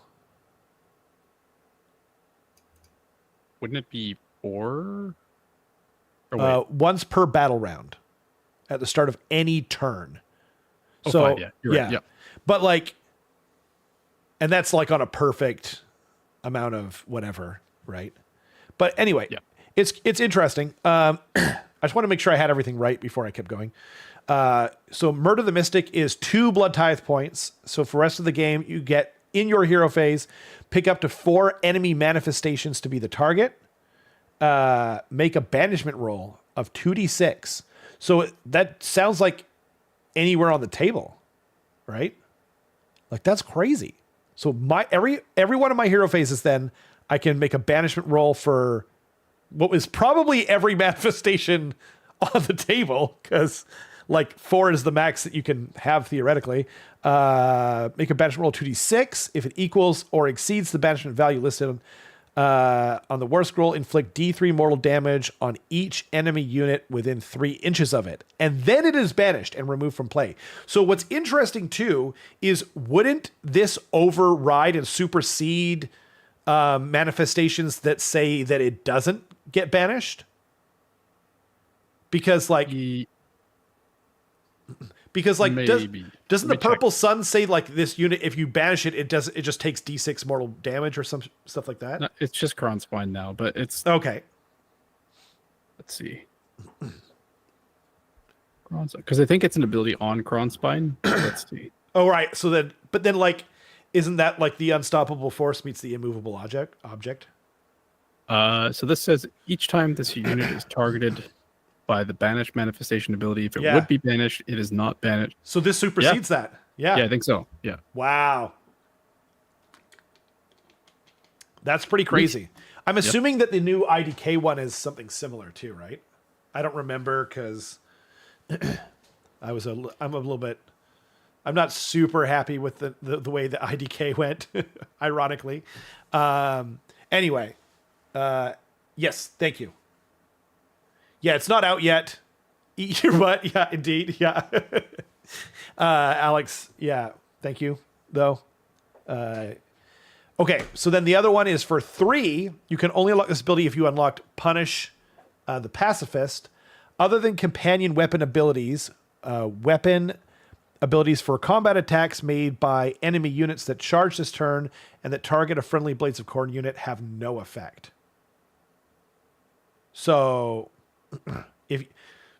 If you charge them, you don't get your weapon abilities, which is pretty devastating on like most of the good combat armies, because You want to know what's a weapon ability? charge +1 damage. Yeah, exactly. So, that's what I was gonna say. Like that's the most common charge +1 damage is the most common ability you get from doing a charge. Yeah.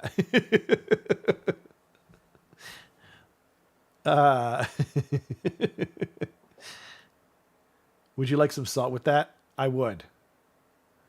Because of the delay, I'm not really sure. I wonder if we will get a day one FAQ for the IDK generic to change from banished manifestation. Yeah, that's possible. I don't think so though, because like I thought we were going to get a bunch of like day one changes for like Vordry and like a bunch of other stuff like Sinestra and whatnot. But no. Like I don't know. I think it might stay.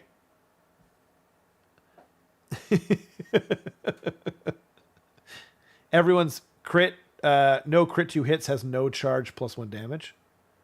Hits no, no crit. He's talking about like Cavalos Death Riders, for instance. Yeah. Where they charge into you and all of a sudden they're just like, I hit on 3s or 4s and 4s or 3s and 4s or whatever. Ren right. 1 damage. Right. Take that. Yeah. Like horrifying. Like, horrifying. And like you have to have had 6 units die for this to be the case, right? 1 to get to 1 and then 2 to get to like level 2 and then this is like a level 3 one. But like that's not that much. And like, I kind of hope it goes back to people taking like Khorne taking a lot of like crappy units and then just throwing them up the board, controlling the board. And then when they inevitably get killed off, like Reavers and stuff like that, you're just like, hey, you're powering me up. Like it's so thematic. I love this. I love it when they're thematic like this. Yeah. Yeah. And then then I'll just go down or at the top tier, Slaughter Triumphant grants all units that charge an extra attack. So like just your whole army +1 attack if you charge. And then while Cleave Wide the Grin of Khorne, how poetic, adds +1 to hit rolls for all combat attacks you make. Like that could be better. Right? Depending on the situation, like you're getting more. If they've already got a lot of attacks, you're already getting more out of it, but then they also don't have to charge. So yeah. Yeah, so the ones that we don't know yet. So they pretty much just spoiled the last two. So Slaughter Triumphant and Cleave Wide the Grin of Khorne is the bottom 2. So we know that those are level 4s. Yeah.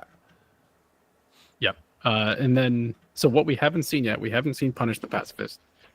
And then we also haven't seen Glorious Combat or Not. Right. But I think that's it. Wow. Yeah, I think so. Like we haven't seen the actual text for the last 2, but they just told us what they are. Do we know Glorious? Wait, do you say Glorious Combat or Not? I did. Yeah. And you said, do you say Revel in Battle? Oh no, we've seen Revel in Battle. That's right. We've seen that. It's agreed. So I think the big unknown here is like we don't know what Punish the Pacifist is yet. Right. But basically, like Revel in Battle seems like the most powerful one so far. And the nice thing is that you have the option of looking at your opponent's army and being like, oh, shutting off their weapon abilities does literally nothing. Right. Because let's say you're playing against ogres, and it's just like, there are none. Right? Yeah. I mean, unless you're playing against Beast Claw Raiders, but foot ogres, it's like, nah, doesn't exist. Is it combat attacks? Combat attacks. You're saying though, but what you're saying though is that you can basically like customize your strategy to whatever army you're playing in real time. Yeah. And I really like abilities and army rules that encourage you to be thinking, which sounds like a weird thing to say, but like I found like a lot of AOS 4 to be kind of rote. It's more about like memorizing the correct path. Maybe not as much in the new GHB, but that sort of felt like the case to me. And so this feels more like you're going to have to actually think about what's going on at the time and strategize, which is really cool. Yeah. And then, interesting.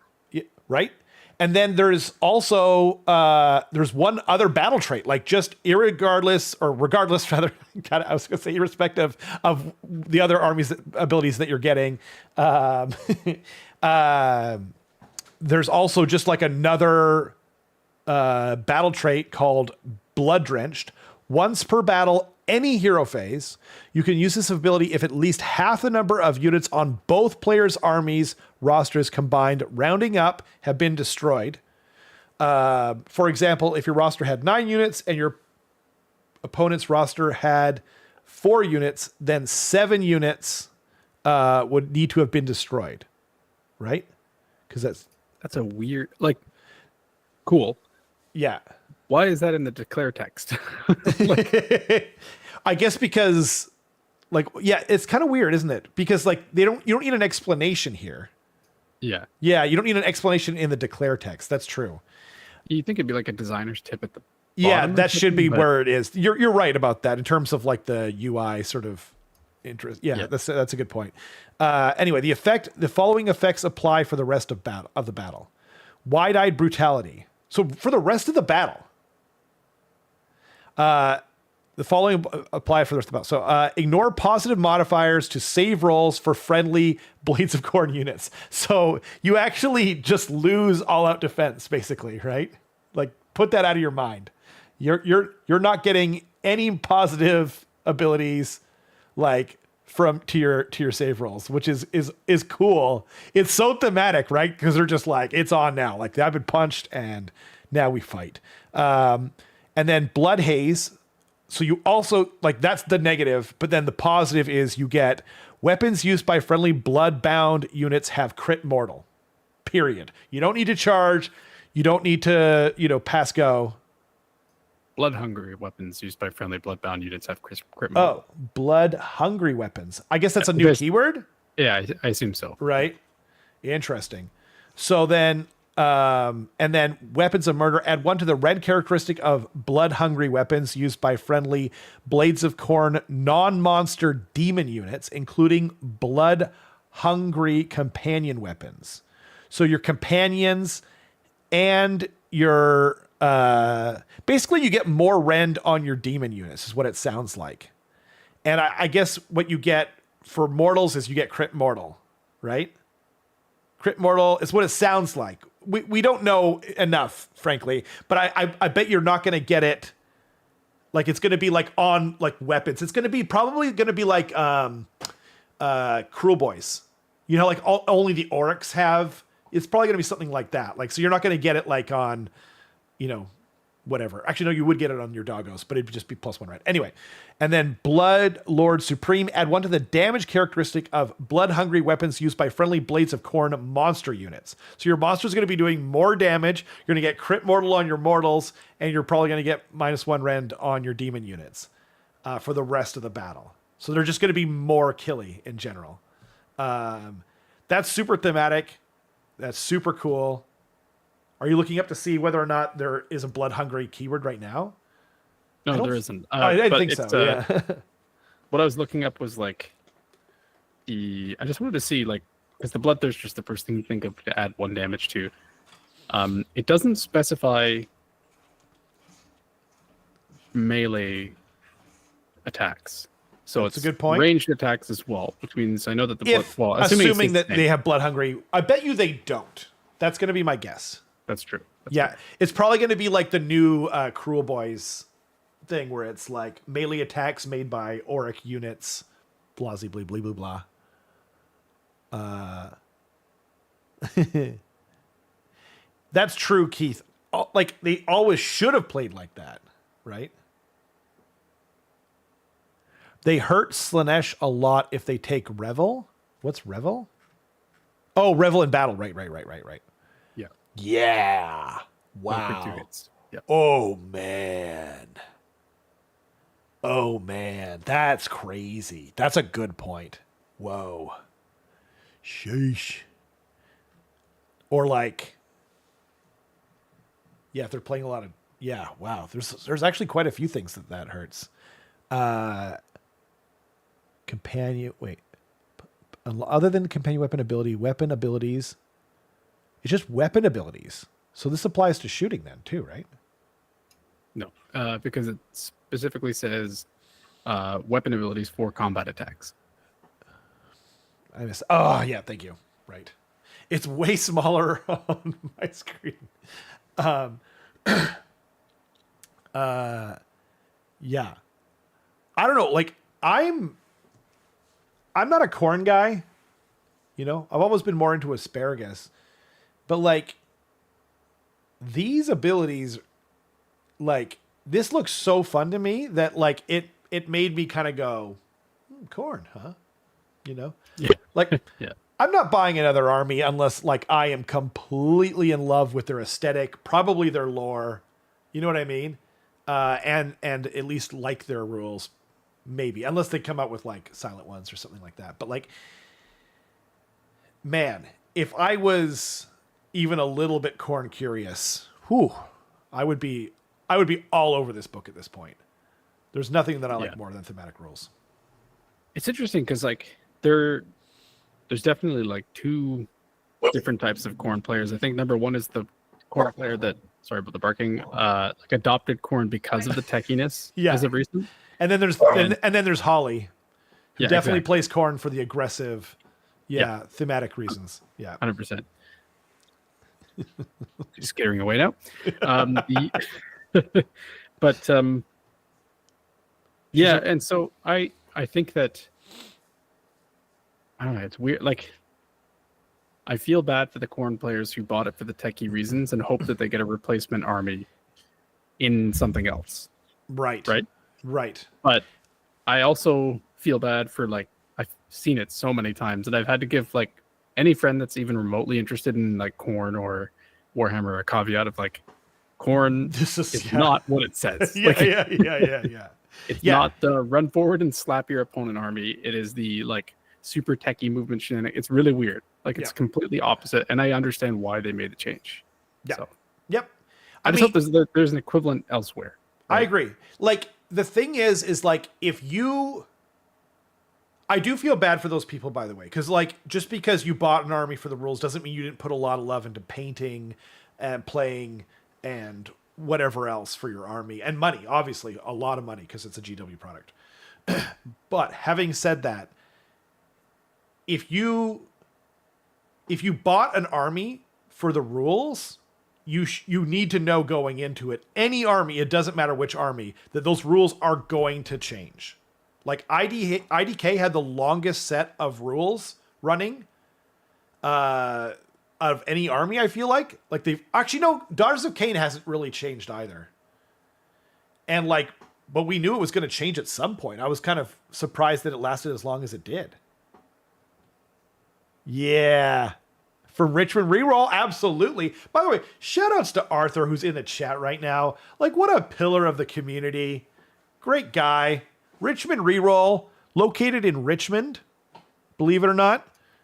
They do discounts, and not only do they do discounts, but they're, like, actually enthusiastic. They play the games. They host tournaments. Like, it is a wargaming store. Yeah. Yeah, absolutely. Very involved with the community. Sponsoring Cake or Death Part 2, which I'll be running in October, which is great. Yep. Thank you very much. They sponsor our battle reports. They give $20 to people who are our friends who and whatnot who are kind enough to come out and play on the channel. So we appreciate that. Yeah. And poor Alex, because he just came here to have a good time and paint his models. That's not true. Chat. He came to torture people. And Arthur chases him into the chat and says, like, can I get that order for you? Yeah. I mean, to be fair, Alex put in a public chat, someone buy my KO so I can recklessly buy more.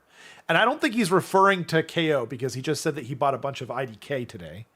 I think it was today.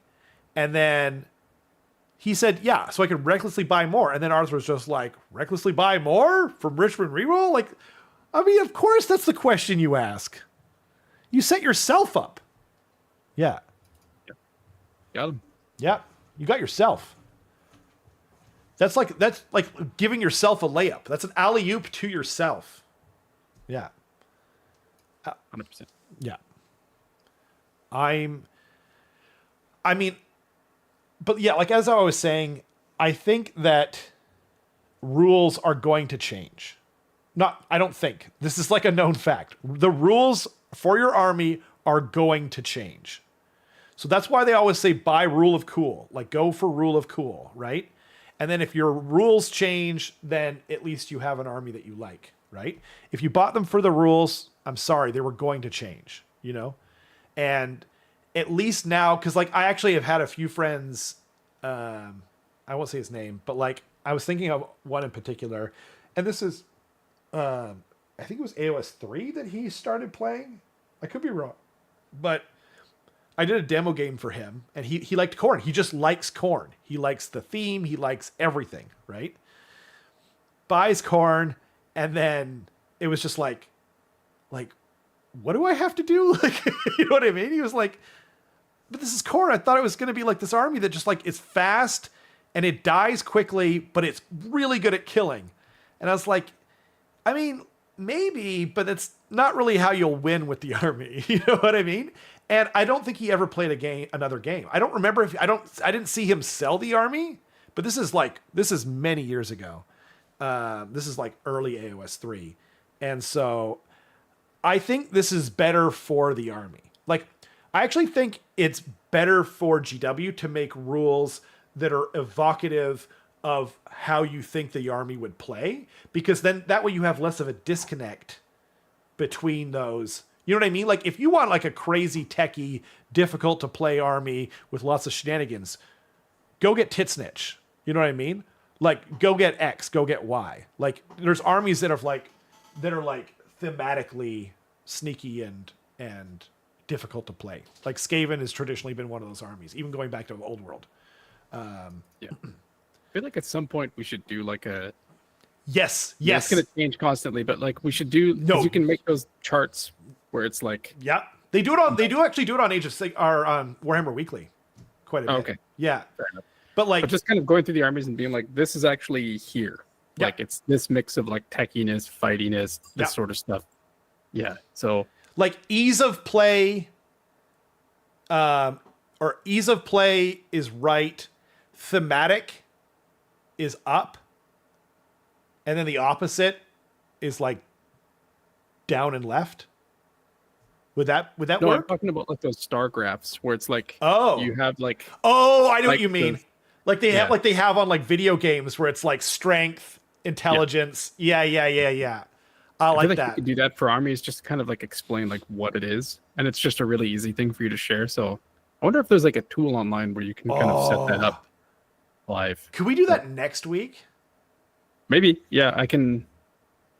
Tentatively, yes. And now KO, or we don't know as much. Maybe we don't know enough about KO, but we will by then because all the rules will go up this Saturday, and then.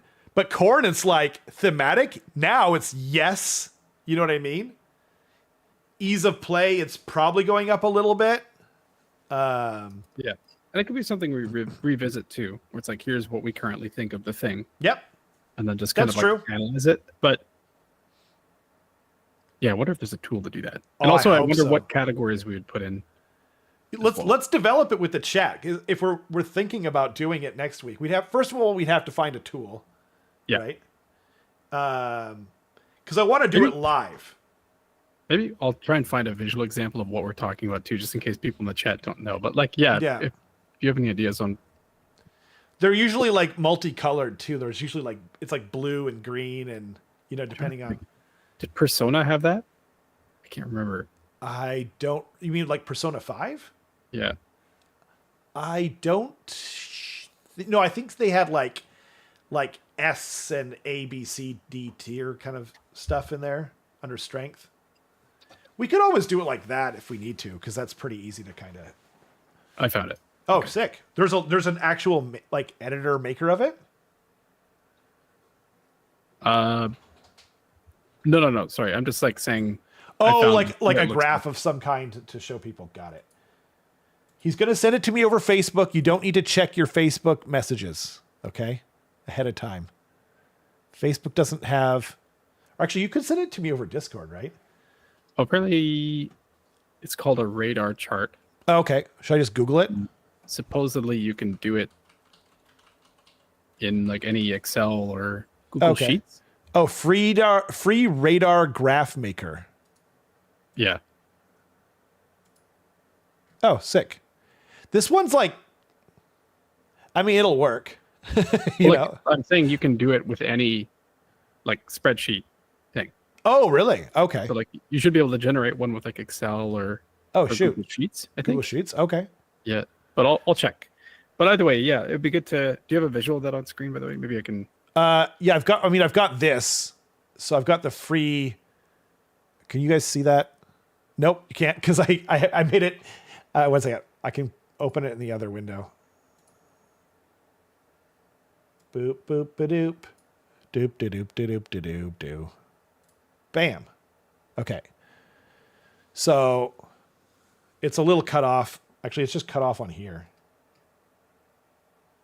That's just what it is. I don't know why it's cut off. There's nothing on the bottom of the screen here to... I probably should have done that. Yeah, weird. Anyway.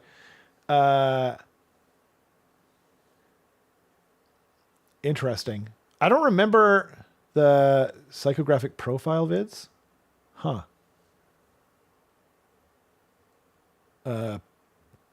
PowerPoint.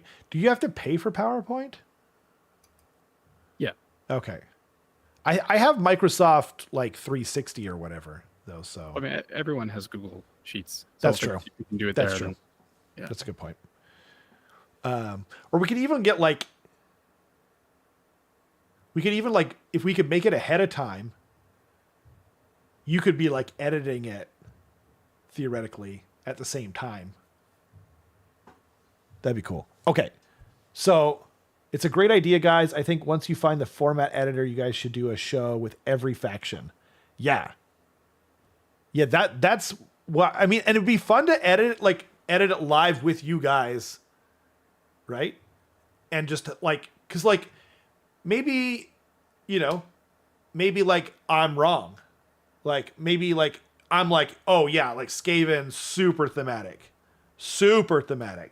And then the chat's just like, no, man, like, remember when they used to blow themselves up like all the time? Like every unit had its own thing. And so like, oh yeah, well, maybe they're not a perfect thematic then. Maybe we'll drop it down to X, Y, or Z. But tech, recursion, tankiness, damage, mobility, fidelity to lore, model count, control. Yeah, that's a lot, Justin. I like Devin's just like, Justin, why so many? Well, because traditionally there are 5, right? So what do you think, Carbson? We got to have like thematic. That's a must. Yeah. And then what? Ease of play? Yeah, I would say ease of play. Okay. Because that's like an attractive quality, right? Yep. And then I guess power level is... I actually don't think we should do a power level. Yeah. Just because it can change. You know what? Often. Yeah, that's so true. And like, it's also extremely like dependent on the person. You know what I mean? Like... Yeah. But I like the idea of like... ease of play though. Yeah. Melee capability, shooting capability. Okay. Probably. Okay. Just because like those are two things. So like maybe projected power then, because like it might be spells or something. You know what I mean? Like that's true. Oh, yeah, threat projection. Threat projection. Yeah. Or power projection. I think is fine. Yeah, but you could argue that speed is one of those things too. I think speed is more important and like probably more interesting. How about the like killiness? Yeah, that's fair, actually. Yeah. And then maybe tankiness. Yeah. Killiness, tankiness, threat projection are 3. Theme, or thematic, like you said, ease of play. I think it's okay to have more than 5, but we could have like... Can you have more than 5? Oh, I see. Yeah, of course you can. Right. Okay. Yeah. But we also have to go through 26 armies or whatever it is. Well, we don't do them all, probably. Okay. But... They were telling us in the chat to do them all in one show. Okay, so yeah, you can in fact make a radar graph in Google Sheets, and I've just done it. Oh, sick! And I can share my screen if you want. Yes. Why don't you? Maybe it'll look weird, but Ding. So I've created this chart. Okay. I don't know if you can see that. But too much butt, more butt. You can make those a little bigger. You know? Yeah, more butt. Give the people what they want. So yeah, we can definitely make this look better. I don't know.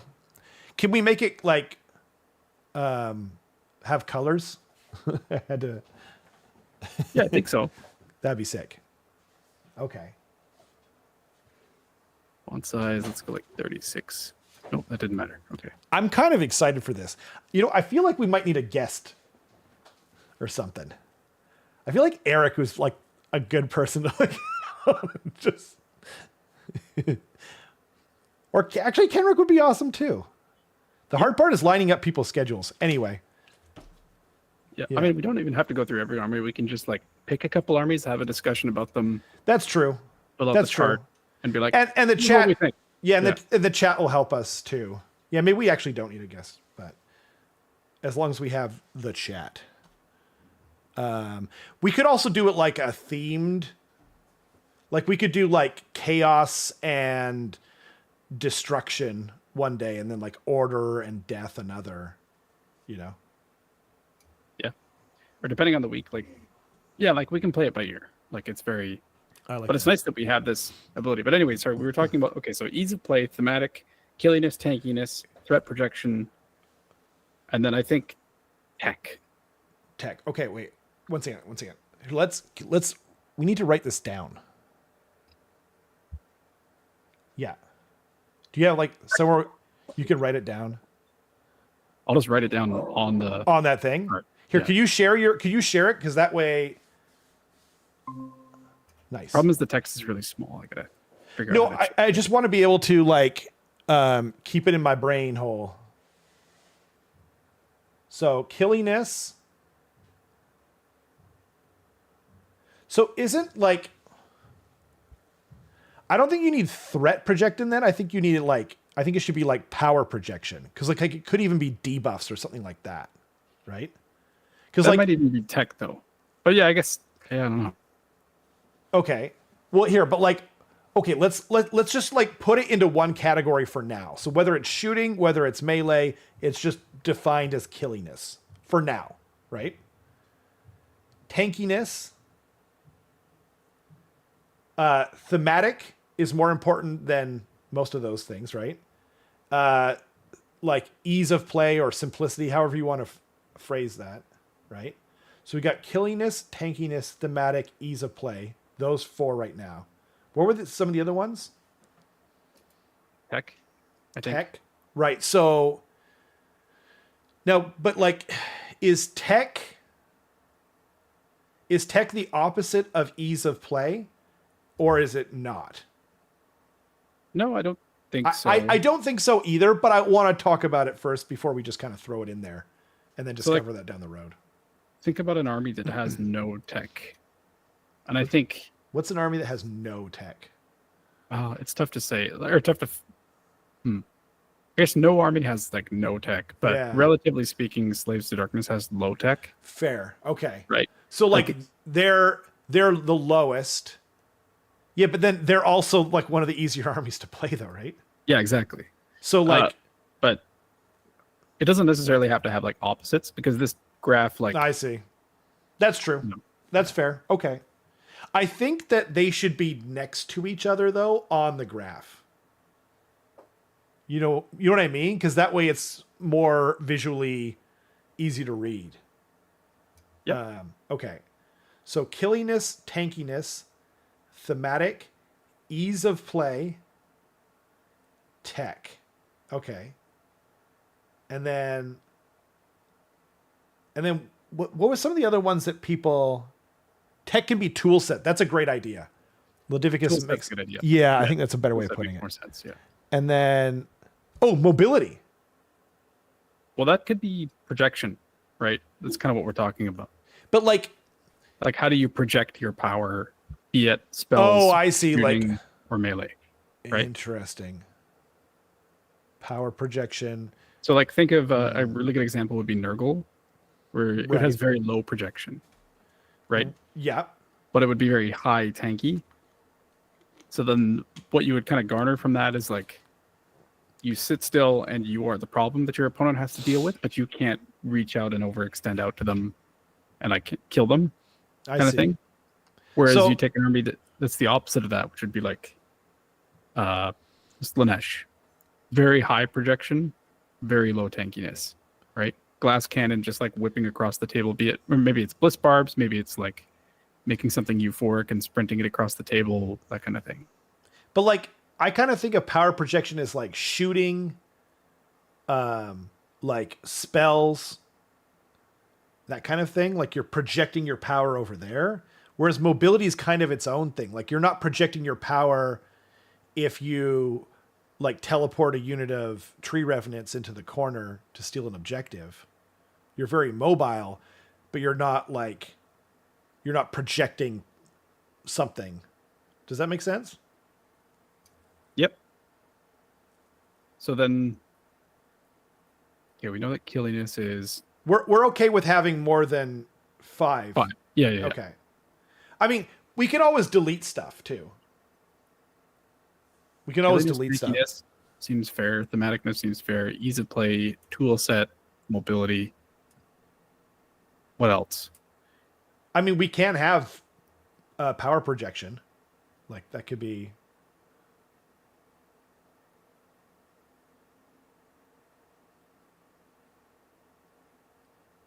I thought that was smaller because it's a maybe. No. 7? 7? I really don't think we should go past that. Yeah, I agree with that. So if there's some, like, if someone can make an argument, I was just about to look up recursion, tankiness, damage, mobility, fidelity to lore, model count. Model count is interesting. Control. Ooh, control? Is control better than power projection? I don't think so. Okay. I would put control under tool set. Yeah, that's true. That's a good point. Okay. And then what was the other one we just... Oh, recursion. Oh, no, model count. Recursion is like... I don't think people are going to like make a decision based on that, but model count, I can definitely see someone making a decision on like whether they want to get into the army based on the model count. But then again, you know what though? Like, here's the thing. Like, okay, let me ask you, Carson, is Skaven a high model count army? Can be. It can be, exactly. Yeah. So like this really only applies to armies where you don't have the choice, like Sons of Behemat.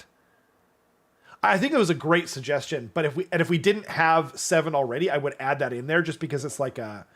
Like more than that, I almost feel like the question isn't like model count. Although, you know what, it is a point though, because it's like,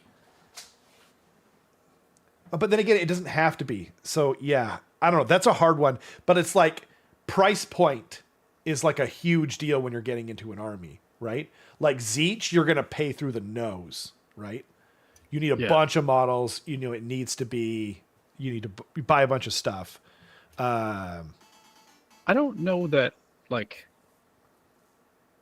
we're necessarily trying to like make like an advertisement essentially for an army. We're essentially just that's like, fair. How is this army playing? But like, are we not trying to make something that where people are like, I don't know what army to play. Let's look at this handy graph that the boys made from Saga of Dice. Yeah. I think this should be like a initial vibe. Yeah, I agree. I think you're right. Yeah. Because like even if we made something for like model count or price, first of all, like that the price will change too based on what's strong in the meta, and then it's like, do you care about that? Whereas like if you're trying to figure out whether or not you want to buy into an army and what the price point is, rather than looking at our little chart, it'd probably be better to look at like some of the lists that people are running and then just price that out yourself on the website. It's going to be more... Okay, I think that's true. I think... Like Fire Slayers is a really good example where it's like, you can play the game with 7 models. Yeah. Or you can play the game with 110 models. Exactly. Like somewhere in that range. You know? Like, That's kind of crazy when you think about it.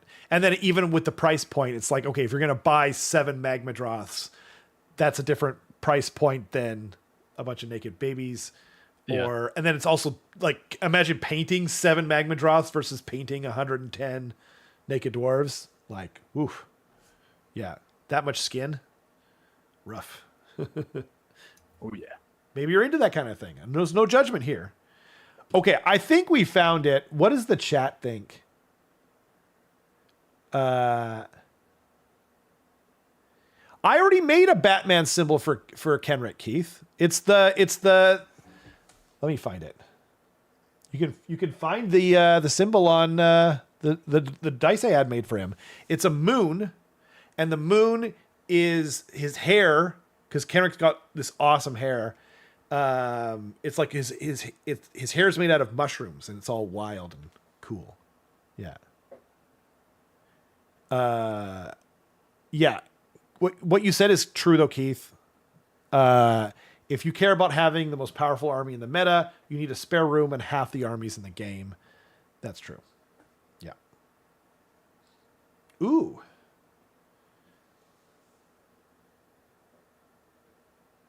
I like this. The question is, can you make it have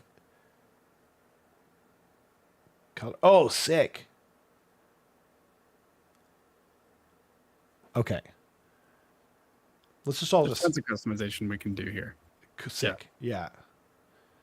I was enjoying watching you make a graph. That's fair. Yeah. That's it. Thank you.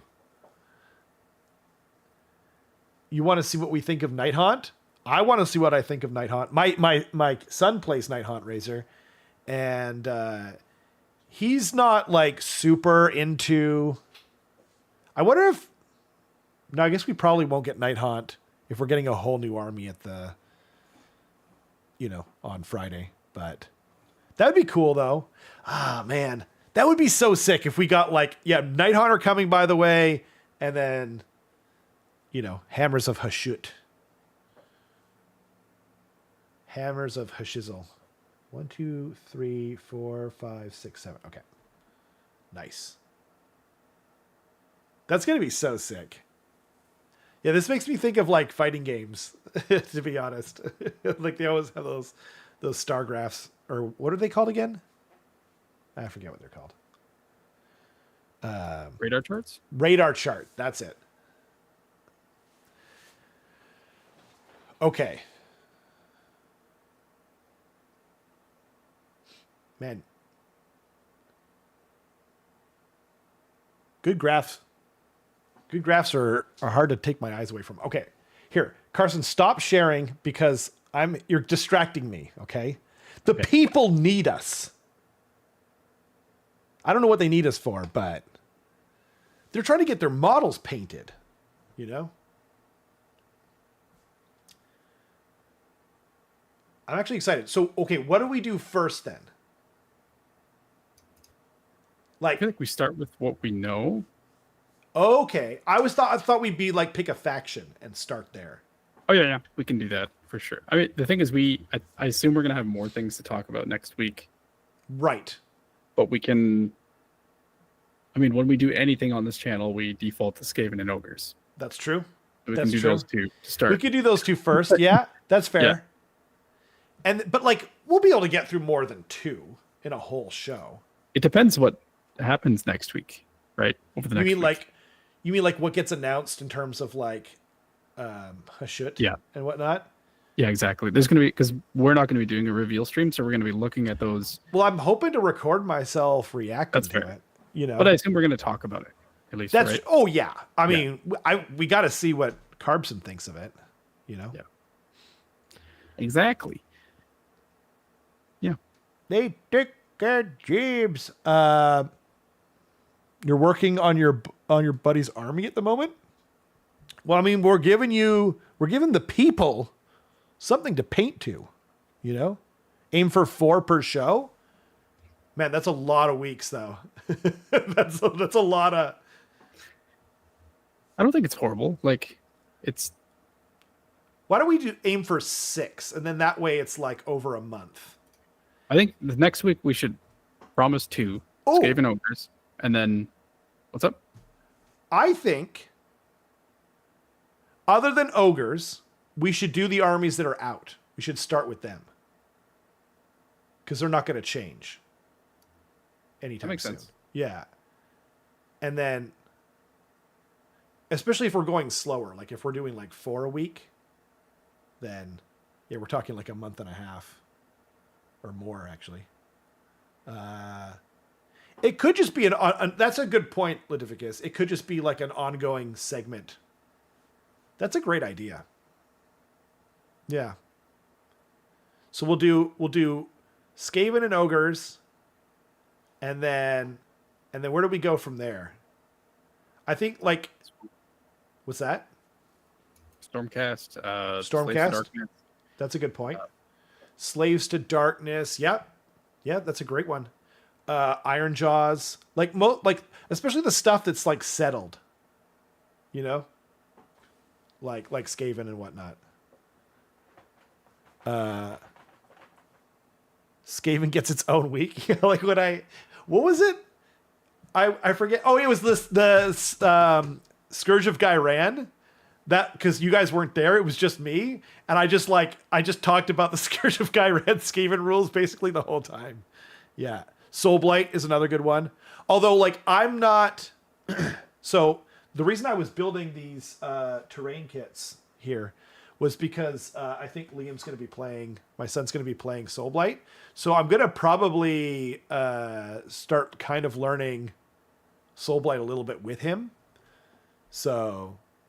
But I'm actually... They seem really cool to me. You know? I was going through the rules with him. Yeah. Can do a deeper dive into smaller amounts and do a final wrap up. That's true. Once everything is done. Yeah, I like this a lot. Oh, man. And then we could make, like, do you guys remember when do you remember when contrast paints came out and some like hero of the people took like some kind of like thematic base and just like covered them in, it was like Wraithbone and Greyseer and like all these different bases and then painted them with every color. Like, man, it was so useful. Like that person is is a true hobby hero. And yeah, I can't thank them enough. Yeah. Like I just had 600 of those bases sitting around. I was like, what am I going to do with these? Podcast comes out. He's just like, oh yeah. Oh man. Yeah, that was seriously what a hero of the people. I'm gonna where'd it go? I'm gonna pull up there we go. Just might as well have some cool stuff on the screen. Yeah. This bad boy. Yeah. This model's so sick. Okay. That sounds like a good plan to me. So, okay, actually, so, I mean, I think we're kind of running out of content for the people. Would you like to give your in sort of overall thoughts on the KO and Khorne rules that we've seen? Or do you think you kind of already did that? We touched on it a bit, but I think like I'm glad that the KO weirdness around like the boat teleporting stuff is going away for the most part, we think. Mm-hmm. I like that they're getting this new terrain feature seems like interesting and much more interactive. I like that a lot. Yep. The Khorne one, I'm sad to see the techiness go, and I'm sad for my friends that got into the army for the techiness, but I think it's ultimately better for the game. And I do find like the whole tree of blood tithe stuff more interesting. Me too. It's just neat. I think I saw Matthias in the chat say like you can probably formulate the path that you want to go down when you look at your opponent's list, as opposed to like reacting to it in real time. There might be some things where you're like, actually, this is better in this specific circumstance, but like it's nice that they're kind of like front loading a lot of thought into you analyzing your opponent's rules before the game even starts, which I think is better. That's true. If you have like a general game plan, and then you can make like micro decisions to uphold that. So yeah, I'm cautiously optimistic, I think. Yeah, I think you nailed it, actually. My only like sort of caveat, I guess, is that we don't, or not really caveat, like it's more like just like we don't really know. Like some people were saying, like without without Murderlust, then like we're losing some speed, you know what I mean, or whatever as well. Like they were like, yeah, I didn't like rocking up to a table with Khorne because so many people didn't want to play them, but we're losing some speed, so I wonder if we're going to be faster, or X, Y, and Z. And like we really have only gotten a taste of their battle traits. We haven't seen anything of them, so it's still super early days. And I guess there really is a difference between like we've got most of our friends play pretty competitively. So like a lot of them are looking at it from the perspective of like, of how good is it? It's sort of like a spike thought process. You know what I mean? And we just don't know that yet, you know? So, yeah, if you did get into them for the rules, it does suck, but the rules were going to change. You know what I mean? Like, yeah, they've been around. They've been like a very techie army for a long time now, but like, that's something that people have been complaining about for like 8 years or something, right? Like, this is, you know, like it feels like they're finally addressing a complaint that people have had. So it's kind of like, well, this is probably going to change. Like, I feel bad. I genuinely do. Like, we've got some close friends that, you know, are sad. We've got some other close friends that play Khorne that are super happy. Like, anyone who's like really into thematic Khorne is super happy about this. So yeah. I think it's like, it's a double-edged sword, but at the end of the day, it's the right choice, like you said. Yeah. I just noticed his midsection. His midsection. You mean like the stomach plate thing? I'm not sure what you mean. 8 years, the perfect Khorne number, says Arthur. That's comment of the night, yeah. Oh, there's been some great ones, actually. 8 years of complaints yield results. Man, they're so quick. Yeah, it's just 8 years. 8 short years. I mean, I was talking about Skaven needing new models for, like, I don't know if people have seen that meme before where it's from Interstellar. I brought it up before, I know. So people who have, you know, been watching us for long enough will have heard this already, but it was like something like, you know, every hour here is like 8 years. So in another 4 hours, we should finally get new Skaven models or something like that. And like, that's what it felt like, man. But, you know, hey, at least we didn't get the axe. So the axe of Khorne. Yeah, it's pretty cool. Oh, the weird bubbles under his skin around the gut plate. The weird bubbles under his skin. I think he's talking about like the muscle around the abs. Oh, I can't remember what that's called, but that is a real thing. Like what? The muscles that are kind of like around your rib cage, or like under your rib cage beside your abs. The intercostal muscles. I guess I don't know. I've actually now injured my intercostal muscles for the 4th time doing jiu-jitsu. It's just being old, but yeah. No, it's like, not the intercostal. Okay. Those are between the ribs, but like, yeah, it's like the ones that attach to your ribs, and yeah, a common injury, apparently. Oblique muscles? Oh, obliques, yeah. The obliques are on the side there. Which maybe it's just in the wrong spot, but I think that's what those are supposed to be on this guy. It'd be kind of thematic if he had like weird muscles, in weird places with Khorne. Well, Skaven needing new models requires 13 years of complaints. So yeah, we kind of got a bargain, So. But then we didn't actually, because we didn't get all of them. We've still got Monkey Dog, Nighthaunt models. So when's round 2? That's what I want to know. It could just be the GW painting photography. That's true, Keith. I'm not sure. It looked fine to me, but oh man, that model's so sick.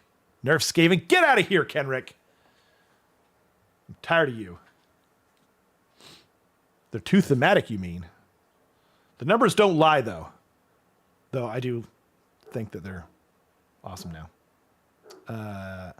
He hath been summoned. Anyway, guys, is there anything that I'm forgetting, Carver the Third? We could talk about Leaves and Stars a little bit if you want to. Sure. Yeah. Actually, there's not a whole lot to talk about. There really isn't, but I don't know. It's a thing. It's happening. There's 15, 16 teams.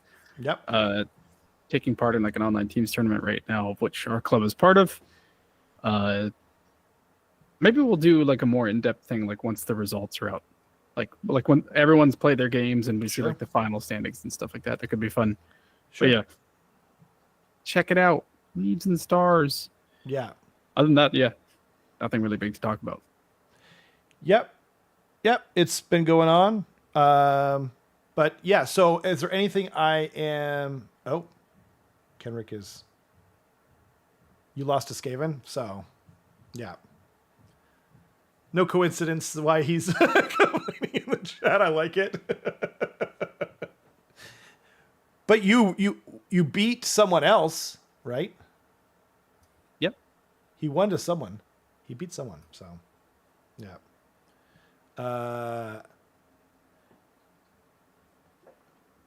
Doom Diver. Oh, nice.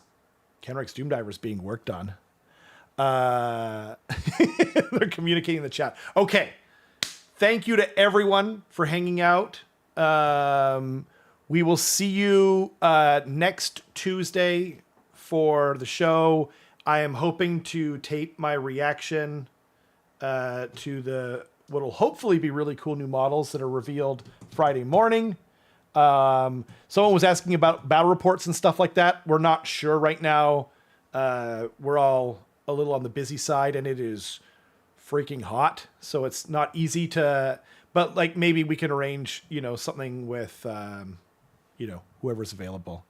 I'm tired of Skaven. No, okay, I'm not gonna be drawn in by Skaven, by Kenrick. Thanks everyone for hanging out. We will see you guys next week. Goodbye.